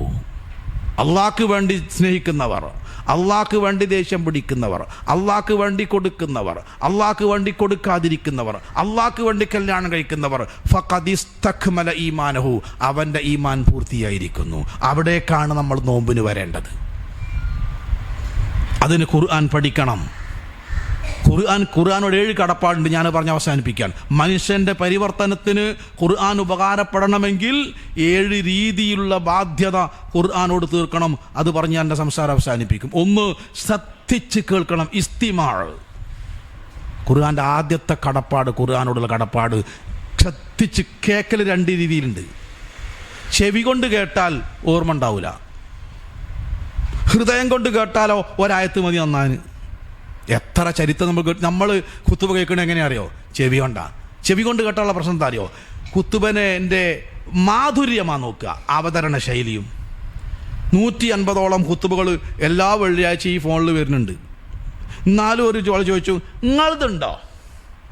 ഞാൻ എൻ്റെ കിട്ടേറ്റ് ഉപരി നന്നാക്കണ്ട. ഒരമണിക്കൂർ കഴിയുമ്പോൾ അതിൻ്റെ മറുപടി മുണ്ടൂല. അങ്ങനെ ഇത്രേ ഉള്ളൂ. ജീവിതത്തിൽ ഒരു മാറ്റമില്ല. ആസ്വദിക്കുക, പ്രസംഗം ആസ്വദിക്കുക. ഹൃദയം കൊണ്ടല്ല കേൾക്കുന്നത് കേട്ടോ. ഞാൻ 2 ആഴ്ച മുമ്പ് അഹ്ല റമദാൻ പ്രസംഗിക്കാൻ പോയ ഒരു സ്ഥലത്ത്, പള്ളിൻ്റെ നേരെ മുകളിൽ ക്ലാസ്. മഗ്‌രിബ് കഴിഞ്ഞാൽ എല്ലാവരും ഇവിടുന്ന് പത്തപുരത്തേക്ക് എത്ര സമയം യാത്ര ഉണ്ട്? 10 മിനിറ്റോ? അപ്പോൾ അങ്ങനെ എല്ലാവരും അത് കയറി 500 ആളുണ്ട്, ആണും പെണ്ണും ആയിട്ട്. ഞാൻ അവരോടൊക്കെ ചോദിച്ചു, നിങ്ങൾ മഗ്‌രിബ് നിസ്കരിക്കാൻ പള്ളിയില്ല? അതിനോ നിങ്ങൾ കണ്ണുണ്ട് ഇവിടെ, നിങ്ങൾ എടുത്തേ ഭാഗത്തല്ലേ? ഞാൻ ഉണ്ടായി ഒരുത്തൻ. അപ്പം എൻ്റെ ചുറ്റുഭാഗത്തും ഉണ്ട് ഇവരൊക്കെ. ശരി, ഞങ്ങളെല്ലാവരും നിസ്കരിക്കാൻ ഉണ്ടായില്ലേ? നമ്മളെ ഇമാമ് ഇന്ന് മഗ്‌രിബ് നിസ്കാരത്തിൽ 5 മിനിറ്റ് മുമ്പ് 2ാമത്തെ റക്അത്തിൽ ഏത് സൂറത്താ ഓതിയെന്ന് ചോദിച്ചു. പിന്നെ മുണ്ടാട്ടല്ല. ഓരോരുത്തർ ഇങ്ങനെ ഐൻസ്റ്റീൻ ആലോചിച്ച മാതിരി ആലോചിക്കുന്നത്. 2ാമത്തെ റക്അത്ത് ഉണ്ടായിനിയോ എന്ന് തന്നെ ചിലൊരു സംശയം. എന്താ കാരണം? കേട്ട് ചെവി വേണ്ട. കോഴിക്കോട് ടൗണിലത്ത് മെഡിക്കൽ കോളേജ് കഴിഞ്ഞിട്ട് കോവൂർ എന്ന് പറഞ്ഞ സ്ഥലമുണ്ട്. അവിടെ എനിക്കൊരു ലേണിംഗ് ക്ലാസ് ഉണ്ട്. അതിൽ 76 വയസ്സായൊരു പെണ്ണുണ്ട്. ഞാനാണ് അതിനെ കൈ പിടിച്ച് ആളെ കൊണ്ടുപോയി കുത്തി. കണ്ണും മൂക്കും ഒന്നുമില്ല, എന്നാലും അത് വന്ന് കുത്തിരിക്കും. പോകുമ്പോൾ ആടെ കൊണ്ടുപോയി ആക്കുകയും ചെയ്യും. എല്ലാ ദിവസവും ക്ലാസ് കഴിഞ്ഞ് ചെരുപ്പിടുമ്പോൾ ഈ തള്ള പറയും, പൊന്നാര മനെ ഈ പറയണതൊക്കെ എനിക്ക് ഓർമ്മ ഉണ്ടായിനി, ചെരുപ്പ് ഇട്ടവത്തിന് മറന്നു. ഞാൻ പറഞ്ഞു 10-76 വയസ്സായതല്ലേ, മനുഷ്യൻ്റെ സ്ഥിതി ഇങ്ങനെ. ഞമ്മ തന്നെ ഇപ്പോൾ ഓർമ്മയില്ല, പിന്നെ നിങ്ങളെ കഥ എടുക്കാനില്ലല്ലോ എന്നൊക്കെ പറഞ്ഞ് നിങ്ങളെ വന്ന് ഇരിക്കണതിൻ്റെ കൂലി ഇങ്ങനെ കിട്ടുമെന്നൊക്കെ പറഞ്ഞ് ആശ്വസിപ്പിച്ചും എല്ലാവരും കൊണ്ടുപോയി ആക്കിയിട്ടാണ് ഞാൻ പോരാ. ഒരിക്കൽ ഞാൻ അറിയാതെ ചോദിച്ചു, ഈ മൂത്ത മരുവളെ വർത്താനം എന്താന്ന് അടച്ചോനെ മുണ്ടരുത് ജി ഇന്നോണ്ട്. അതിൻ്റെ ഓള് പറഞ്ഞൊന്നും ഞാൻ മരിച്ചാലും മറക്കൂല. എൻ്റെ ക്ലാസ്സോ ചെരുപ്പിടുമ്പോഴത്തിന് മറന്നു. മരോള് പറഞ്ഞത് ഹൃദയം കൊണ്ട് കേട്ടു, എൻ്റെ ക്ലാസ് ചെവി കൊണ്ട് കേട്ടു. ഇത്ര വർഷം ഖുർആൻ കേൾക്കൽ ചെവി കൊണ്ട്. അങ്ങനെ നമ്മൾ മൂത്തച്ചി പറഞ്ഞില്ലല്ലോ അന്ന്. എന്താ കാരണം? ഹൃദയം കൊണ്ടാണ് കേട്ടത്. അമ്മായിമ്മൻ്റെ ആ വാക്കുണ്ടല്ലോ മൗലവി, എൻ്റെ മനസ്സിൽ നിന്ന് പോകില്ല എന്ന് മരോള് പറയാം. എന്താ കാരണം? കേട്ടത് ഹൃദയം കൊണ്ടാണ്. ഹൃദയം കൊണ്ട് കേൾക്കേണ്ടത് ചെവി കൊണ്ടാണ് കേൾക്കുക. ഖുർആൻ ഇസ്തിമാ. ഖുർആനെ പറ്റി പറയുമ്പോൾ ഒക്കെ ഖുർആൻ ഉപയോഗിച്ച് ഇസ്തമ എന്ന ശ്രദ്ധിച്ച് കേൾക്കുക എന്നാണ്. 2 ഓതണം, കേൾക്കുന്നത് പോലെ അതിൻ്റെ എല്ലാ നിയമവും പാലിച്ചോതണം. 3 മനപ്പാടമാക്കണം. 3 അതിൻ്റെ അർത്ഥം പഠിക്കണം, നിർബന്ധമാണ്. ഇവിടെ ഇപ്പോൾ 1 മണിക്കൂർ നടന്നു, പക്ഷേ ഇവിടെ എല്ലാവരും ആ ക്ലാസ്സിലുണ്ടായിരുന്നില്ല. ഖുർആൻ പഠിക്കൽ നിർബന്ധമാണ്, അർത്ഥം പഠിക്കണം, അതനുസരിച്ച് ജീവിക്കണം. അതിനാണ് പഠിക്കുന്നത്. അത് ജനങ്ങൾക്ക് എത്തിച്ചു കൊടുക്കണം, അതിനെ സംരക്ഷിക്കണം. 7 കടപ്പാട് ഖുർആനോടുണ്ട്. അപ്പോൾ ആ കടപ്പാടിനെ പറ്റി കൂടുതൽ ചിന്തിക്കേണ്ട ഒരു മാസത്തിലൂടെയാണ് നമ്മൾ കടന്നു പോകുന്നത്. മനുഷ്യൻ്റെ മനസ്സിനെ സംസ്കരിക്കാൻ 5 കാര്യങ്ങൾ പണ്ഡിതന്മാർ നമുക്ക് പറഞ്ഞു. 1, യഥാർത്ഥത്തിലുള്ള ഖുർആൻ പഠനം, അതിനെപ്പറ്റി ചിന്തിക്കലാണ്, യാതൊരു സംശയമില്ല. 2ാമത്തത് യഥാർത്ഥത്തിലുള്ള നോമ്പ് നോൽക്കലാണ്. നോമ്പിന് എല്ലാ അവയവത്തിനും നോമ്പ് കൊടുക്കുക. നോമ്പ് വയറിന് മാത്രമല്ല, കണ്ണിന് നോമ്പ് വേണം, ചെവിക്ക് നോമ്പ് വേണം, നാവിന് നോമ്പ് വേണം, കൈകാലുകൾക്ക് വേണം, മനസ്സിന് വേണം, അതുപോലെ നോമ്പ് വയറിന് വേണം. 6 അവയവത്തിന് നോമ്പുണ്ട്. അങ്ങനെ നോമ്പ് കൊടുക്കണം. അങ്ങനെ നോറ്റാൽ മനുഷ്യൻ്റെ മനസ്സ് നന്നാവും, സംസ്കരിക്കപ്പെടും, ഈ പറഞ്ഞ മാറ്റങ്ങളൊക്കെ ഉണ്ടാവും. രാത്രി നിസ്കാരം ദീർഘമായി നമസ്കരിക്കുക. ക്ഷീണം ഉണ്ടാവും, ഇത് ശരിയാണ്. ഉറക്കുണ്ടാവും. എന്താ മനസ്സിലാക്കേണ്ടത്? എൻ്റെ പാപം അങ്ങനെ കരിഞ്ഞ് കരിഞ്ഞ് കരിഞ്ഞ് കരിഞ്ഞ് പോവുകയാണെന്ന്. മൻ ഖാമ റമളാന ഈമാനൻ വഹ്തിസാബൻ ഗുഫിറ ലഹു മാ തഖദ്ദമ മിൻ ദംബിഹി. കഴിഞ്ഞു പോയതൊക്കെ ആ പാപാണ് പോണത്. എന്താ? ഓക്കൊരു ക്ഷീണമില്ലാത്ത ഓക്ക് പാപം ഉണ്ടാവില്ല. എന്താ എനിക്ക് ഇത്ര ക്ഷീണം? പാപം ഉണ്ടാവും, പാപം കരിയട്ടെ, ദീർഘിക്കട്ടെ, എത്രയോ ഓതിക്കോട്ടെ. ദീർഘമായ പ്രാർത്ഥന വേണം. പ്രാർത്ഥന വളരെ കുറവാണ്. എന്താണെന്നറിയില്ല. ദീർഘമായി അള്ളാഹുവിന്റെ മുമ്പിൽ കൈ ഉയർത്തി നമ്മൾ ചെയ്തു പോയ പാപങ്ങൾ എടുത്തെടുത്ത് പറഞ്ഞ് അത് കഴുകി ശുദ്ധിയാക്കുകയല്ല. റമദാൻ എന്തിനുള്ളതെന്നറിയോ? നമ്മുടെ പാപത്തെ പൊറുപ്പിക്കാനുള്ളതല്ലോ. അങ്ങനെ തെറ്റിദ്ധരിക്കരുത്. പിന്നെ ഇതിനുള്ളതാ? നമ്മുടെ പാപത്തെ നന്മയാക്കി പരിവർത്തിപ്പിക്കാനുള്ളതാ. അതെങ്ങനെ? സൂറത്തുൽ ഫുർഖാൻ മറിച്ച് നോക്കേണ്ടി. ഇബാദുർ റഹ്മാൻ എന്ന് പറഞ്ഞ ഭാഗത്ത് കാണാം, അള്ളാഹ്ക്ക് ഏറ്റവും ഇഷ്ടപ്പെട്ട അടിമകൾ, വല്ലദീന ലാ യദ്ഉന മഅല്ലാഹി ഇലാഹൻ ആഖറ, മറ്റൊരു ആരാധ്യൻ അവർ സ്വീകരിക്കൂല, ആരെയും കൊല്ലൂല, വ്യഭിചരിക്കൂല. ഇതാരെയും ചെയ്താൽ പരലോകത്ത് പാപിയായിട്ട് അള്ളാഹിനെ കണ്ടുമുട്ടേണ്ടി വരും. എന്നിട്ട് അള്ളാഹ് പറഞ്ഞെന്താ? ഇല്ലാമൻ താബ, തൗബ ചെയ്തവരൊഴികെ. ശേഷമുള്ള ജീവിതം നന്നാക്കി നിഷ്കളങ്കമായി തൗബ ചെയ്താൽ ഫഉലൈക യുബദ്ദിലുല്ലാഹു സയ്യിആതിഹിം ഹസനാത്ത്, അവരുടെ തിന്മകൾ അള്ളാഹു നന്മയാക്കി പരിവർത്തിപ്പിക്കും. അതാണ് റമദാൻ നടക്കേണ്ടത്. പടച്ചോനെ എൻ്റെ പാവം പൊറുത്ത് തരണേന്ന് പറഞ്ഞോളി, പറയണ്ടെന്നല്ല എൻ്റെ അർത്ഥം. പൊറുത്ത് നിന്നിട്ട് മാത്രമല്ല, ആ പൊറുത്തിട്ട് ആ പാപത്തെ നീ റബ്ബേ നന്മയാക്കി മാറ്റി എഴുതണം. അത് നിൻ്റെ വാഗ്ദാനമാണ്. തൗബ ചെയ്യുന്നവർക്ക് അള്ളാഹ് കൊടുക്കുന്ന വാഗ്ദാനമാണ്. അപ്പോൾ നമ്മുടെ നന്മൻ്റെ ഭാഗത്തും നന്മ, തിന്മൻ്റെ ഭാഗത്തും നന്മ. അങ്ങനെയാണ് അതാ റമദാൻ. അതിന് ദീർഘമായ പ്രാർത്ഥന വേണം. വമുജാലസാത്തു സ്വാലിഹീനൽ ഫുളല, നല്ല മനുഷ്യരോട് കൂടെയുള്ള സഹവാസം വേണം. അതാണ് ഇഅ്തികാഫ് എന്ന് പറഞ്ഞത്. അതാ വഅൻതും ആകിഫൂന ഫിൽ മസാജിദ്, നിങ്ങൾ പള്ളികളിൽ ഭജനമിരിക്കണം എന്ന് പറഞ്ഞത്. കൂടുതൽ ഖുർആനുമായി ബന്ധപ്പെടണം എന്ന് പറഞ്ഞത്. ദിക്റും സ്വലാത്തും സദഖയും ചെയ്യണം എന്ന് പറഞ്ഞത്. ജൈവകാരുണ്യ പ്രവർത്തനം നടത്തണം എന്ന് പറഞ്ഞത്. അങ്ങനെ സർവ്വതോന്മുഖമായ രൂപത്തിൽ നോമ്പിനെ ഉപയോഗപ്പെടുത്തി, പ്രത്യേകിച്ച് പരിശുദ്ധ ഖുർആനുമായി ബന്ധപ്പെട്ട് നമ്മുടെ മനസ്സിനെയും ജീവിതത്തെയും മുറിച്ച് വെച്ചിട്ട് പരിശോധിക്കണം. ആവശ്യമില്ലാത്തതൊക്കെ ഒഴിവാക്കണം, ആവശ്യമുള്ളത് ചേർക്കണം. അങ്ങനെ റമദാൻ കഴിയുമ്പോൾ ഒരു പുതിയ മനുഷ്യനായി മാറണം. അതാണ് ലഅല്ലക്കും തത്തഖൂൻ, നിങ്ങൾ സൂക്ഷ്മതയുള്ളവരാവാൻ വേണ്ടി എന്ന് ഖുർആൻ പറഞ്ഞിട്ടുള്ളത്. ആ രൂപത്തിൽ ബോധപൂർവം കൃത്യമായ പ്ലാനിങ്ങോടുകൂടി ഈ മാസത്തെ സമീപിക്കാൻ, നോമ്പിനെ സമീപിക്കാൻ വിശ്വാസികൾക്ക് സാധിക്കേണ്ടതുണ്ട്. ഇനി 3 ആയത്ത് ഞാൻ പറഞ്ഞുതരാം. ദുനിയാവിന് വേണ്ടിയും പരിശ്രമിക്കണം, പരലോകത്തിന് വേണ്ടിയും പരിശ്രമിക്കണം. 2 ലോകം കിട്ടുന്ന അധ്വാനം ആവശ്യമാണ്. ഈ അധ്വാനത്തിൻ്റെ ഏറ്റക്കുറച്ചിൽ എങ്ങനെയാണ് വ്യത്യാസപ്പെടുത്തുക? പരലോകത്തിന് അധ്വാനിക്കണമാതിരി തന്നെ ദുനിയാവിന് അധ്വാനിക്കേണ്ടതുണ്ടോ? ദുനിയാവിന് അധ്വാനിക്കുന്ന മാതിരിയാണോ പരലോകത്തിന് അധ്വാനിക്കേണ്ടത്? അല്ല. 3 ആയത്ത് അല്ലാഹ് നമുക്ക് പറഞ്ഞു. അവിടെ പറഞ്ഞ് അവസാനിപ്പിക്കും. 1, സാരിഉ, ധൃതിപ്പെടണം. ഒരാളെയും കാത്തുക്കരുത്. പരലോകത്തിൻ്റെ വിഷയത്തിൽ നമ്മൾ ധൃതിപ്പെടുക, അതാണ് 1. 2, സാബിഖൂ, എല്ലാവരെയും മുമ്പിലെത്തണം. നിങ്ങൾ നോക്കൂ, മദീന പള്ളി നിർമ്മാണം നടക്കുകയാണ്. സ്വഹാബികളൊക്കെ ഓരോ കല്ല്, നല്ല വെയിറ്റുള്ള കല്ല, ഓരോ കല്ല് ഇങ്ങനെ കൊണ്ട് കൊടുക്കുന്നുണ്ട് പള്ളി ഉണ്ടാക്കാൻ. വളരെ ദൃഢഗാത്രരായ സ്വഹാബികൾ പോലും ഓരോ കല്ലിങ്ങനെ കൊണ്ടുപോകുമ്പോൾ അമ്മാർ ഇബ്നു യാസിർ റളിയല്ലാഹു അൻഹു, ഇസ്ലാമിൽ ആദ്യത്തെ രക്തസാക്ഷി സുമയ്യ റളിയല്ലാഹുവിൻ്റെ മകൻ, 2 കല്ലാണ് ഭയങ്കര പ്രയാസത്തിൽ ഇങ്ങനെ കൊണ്ടുപോകണത്. അപ്പോൾ റസൂൽ ഓടിച്ചെന്ന് പറഞ്ഞ്, യാസിറെ, എല്ലാവരും ഓരോ കല്ലല്ല എടുക്കണേ, എനിക്ക് ഒരു കല്ലെടുത്താൽ പോരെ, എങ്ങനെ ബുദ്ധിമുട്ടാവണോ എന്ന് ചോദിച്ചു. അപ്പോൾ യാസിർ റളിയല്ലാഹു അൻഹു അതിന് പറഞ്ഞ മറുപടി, റസൂലെ, എനിക്ക് ഓലേക്കാലും കൂലി കിട്ടണമെന്നാണ്. അതാണ് സാബിഖൂ എന്ന്. എത്ര ഉദാഹരണം ഉണ്ട് അങ്ങനെ. മുൻകടക്കണം, എല്ലാവരെയും മുമ്പിലെത്തണം. 1 സാരിഉ, 2 സാബിഖൂ, 3 ഏതാണെന്നറിയോ? സൂറത്തുൽ മുത്തഫിഫിൽ കാണാം, വഫീ ദാലിക ഫൽയതനാഫസിൽ മുതനാഫിസൂൻ. കിടമത്സരം നടത്തണം, എങ്ങനെങ്കിലും ഓൻ്റെ മുമ്പിലെത്തണം. ഏത്? പരലോകത്തിൻ്റെ വിഷയത്തിൽ. എന്നാ ദുനിയാവിൽ ഖുർആനിൽ ഒരു സൂറത്തുണ്ട്, ഫിൽ ഖുർആനി സൂറത്തുൻ, ഖുർആനിൽ ഒരു അധ്യായമുണ്ട്, വഫീഹി 30 ആയ, അതിൽ 30 ആയത്തുണ്ട്. ആ അർത്ഥം പഠിച്ച് പരമാവധി ജീവിതത്തിൽ പകർത്തി രാത്രി അത് ഓതിയാൽ 2 പ്രതിഫലം ഉണ്ട് എന്ന് നബി സ്വല്ലല്ലാഹു അലൈഹി വസല്ലം പറഞ്ഞു. 1, ഖബർ ശിക്ഷയെന്ന് ആ സൂറത്ത് തടുക്കുന്നു പറയും. അതുകൊണ്ട് മാന്യ, തടയുന്നത് എന്നൊരു പേര് ആ സൂറത്തിനുണ്ട്. 2, അള്ളാഹിൻ്റെ അടുക്ക നമുക്ക് വേണ്ടി ശുപാർശ പറയും. അതാ സൂറത്തുൽ മുൽക്ക്. ആ സൂറത്തുൽ മുൽക്കിൽ അല്ലാഹ് പറഞ്ഞു ഹുവല്ലദീ ജഅല ലക്കുമുൽ അർള ദലൂല, അവനാണ് നിങ്ങൾക്ക് ഭൂമിനെ ഈ കാണുന്ന കോലത്തിൽ ഇങ്ങനെ സംവിധാനിച്ച് തന്നത്.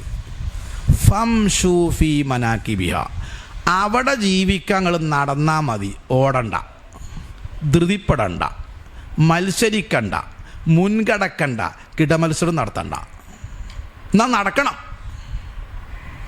വകുലൂ മിർ റിസ്ഖി, നിങ്ങൾ അധ്വാനിച്ചുണ്ടാക്കിയത് തിന്നോളിന്നല്ല, അള്ളാഹ് നിങ്ങൾക്ക് നേരത്തെ കണക്കാക്കിയത് തിന്നോളിന്നാണ്. അപ്പം അത് കിട്ടാൻ എന്താ ഇതാത് നടന്നാൽ മതി. ഇന്ന് നടക്കുന്നത് ദുനിയാവിനല്ല, പരലോകത്തിനാണ്. മറ്റേനൊക്കെ പെരുമ്പാച്ചിരാ, ഓട്ടും മത്സരം കിടമത്സരം. നിങ്ങൾ ആലോചിച്ച് നോക്കി.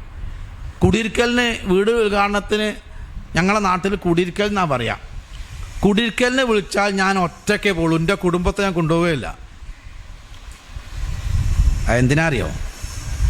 ബലിംകുണ്ടെങ്ങാനും നമ്മൾ പോയാൽ അവിടുത്തെ ഇൻ്റർലോക്ക്, അവിടുത്തെ കോമ്പൗണ്ട് വാള്, അവിടുത്തെ കിച്ചൺ സെറ്റിങ്, ഇതൊക്കെ കൂടി കണ്ട് ഇൻ്റാടുക്കാട് വന്നാൽ ഇത് അടുക്കളയത് നമ്മൾ ഒലക്കം വന്ന് ബാന്ധം ചെയ്യുന്നതിനാലും ആ പൈസ ഉണ്ടാക്കണത്.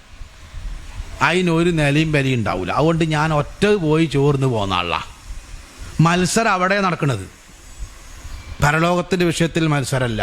എന്നാൽ പരലോകത്തിൻ്റെ വിഷയത്തിൽ ധൃതിപ്പെടണം, കിടമത്സരം നടത്തണം, മുൻകടക്കണം.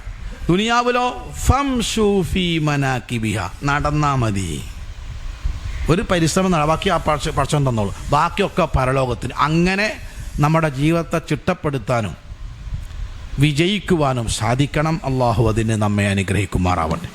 വന്നുപോയ തെറ്റുകുറ്റങ്ങൾ അള്ളാഹു നമുക്ക് വിട്ടുപുറത്ത് മാഫാക്കി തരുമാറാവട്ടെ. ഈ സദസ്സിൽ നമ്മൾ ഒരുമിച്ച് കൂടി ഇതുപോലെ സ്വർഗത്തിൽ കുടുംബസമേതം അള്ളാഹു നമ്മെ ഒരുമിച്ച് കൂട്ടുമാറാവട്ടെ. പരിശുദ്ധ ഖുർആനും പരിശുദ്ധ റമദാനും അനുകൂലമായി സാക്ഷി പറയുന്ന യഥാർത്ഥ നോമ്പുകാരിൽ അള്ളാഹുവെ ഞങ്ങളെ നീ ഉൾപ്പെടുത്തണേ റഹ്മാനെ. റബ്ബനാത്ത് അതിനാ ഫിദ്ദുനിയ ഹസന വഫിൽ ആഖിറതി ഹസനതൻ വഖിനാ അദാബന്നാർ. വൽഹംദുലില്ലാഹി റബ്ബിൽ ആലമീൻ. വസ്സലാമു അലൈക്കും വറഹ്മത്തുള്ളാഹി വബറകാതുഹു.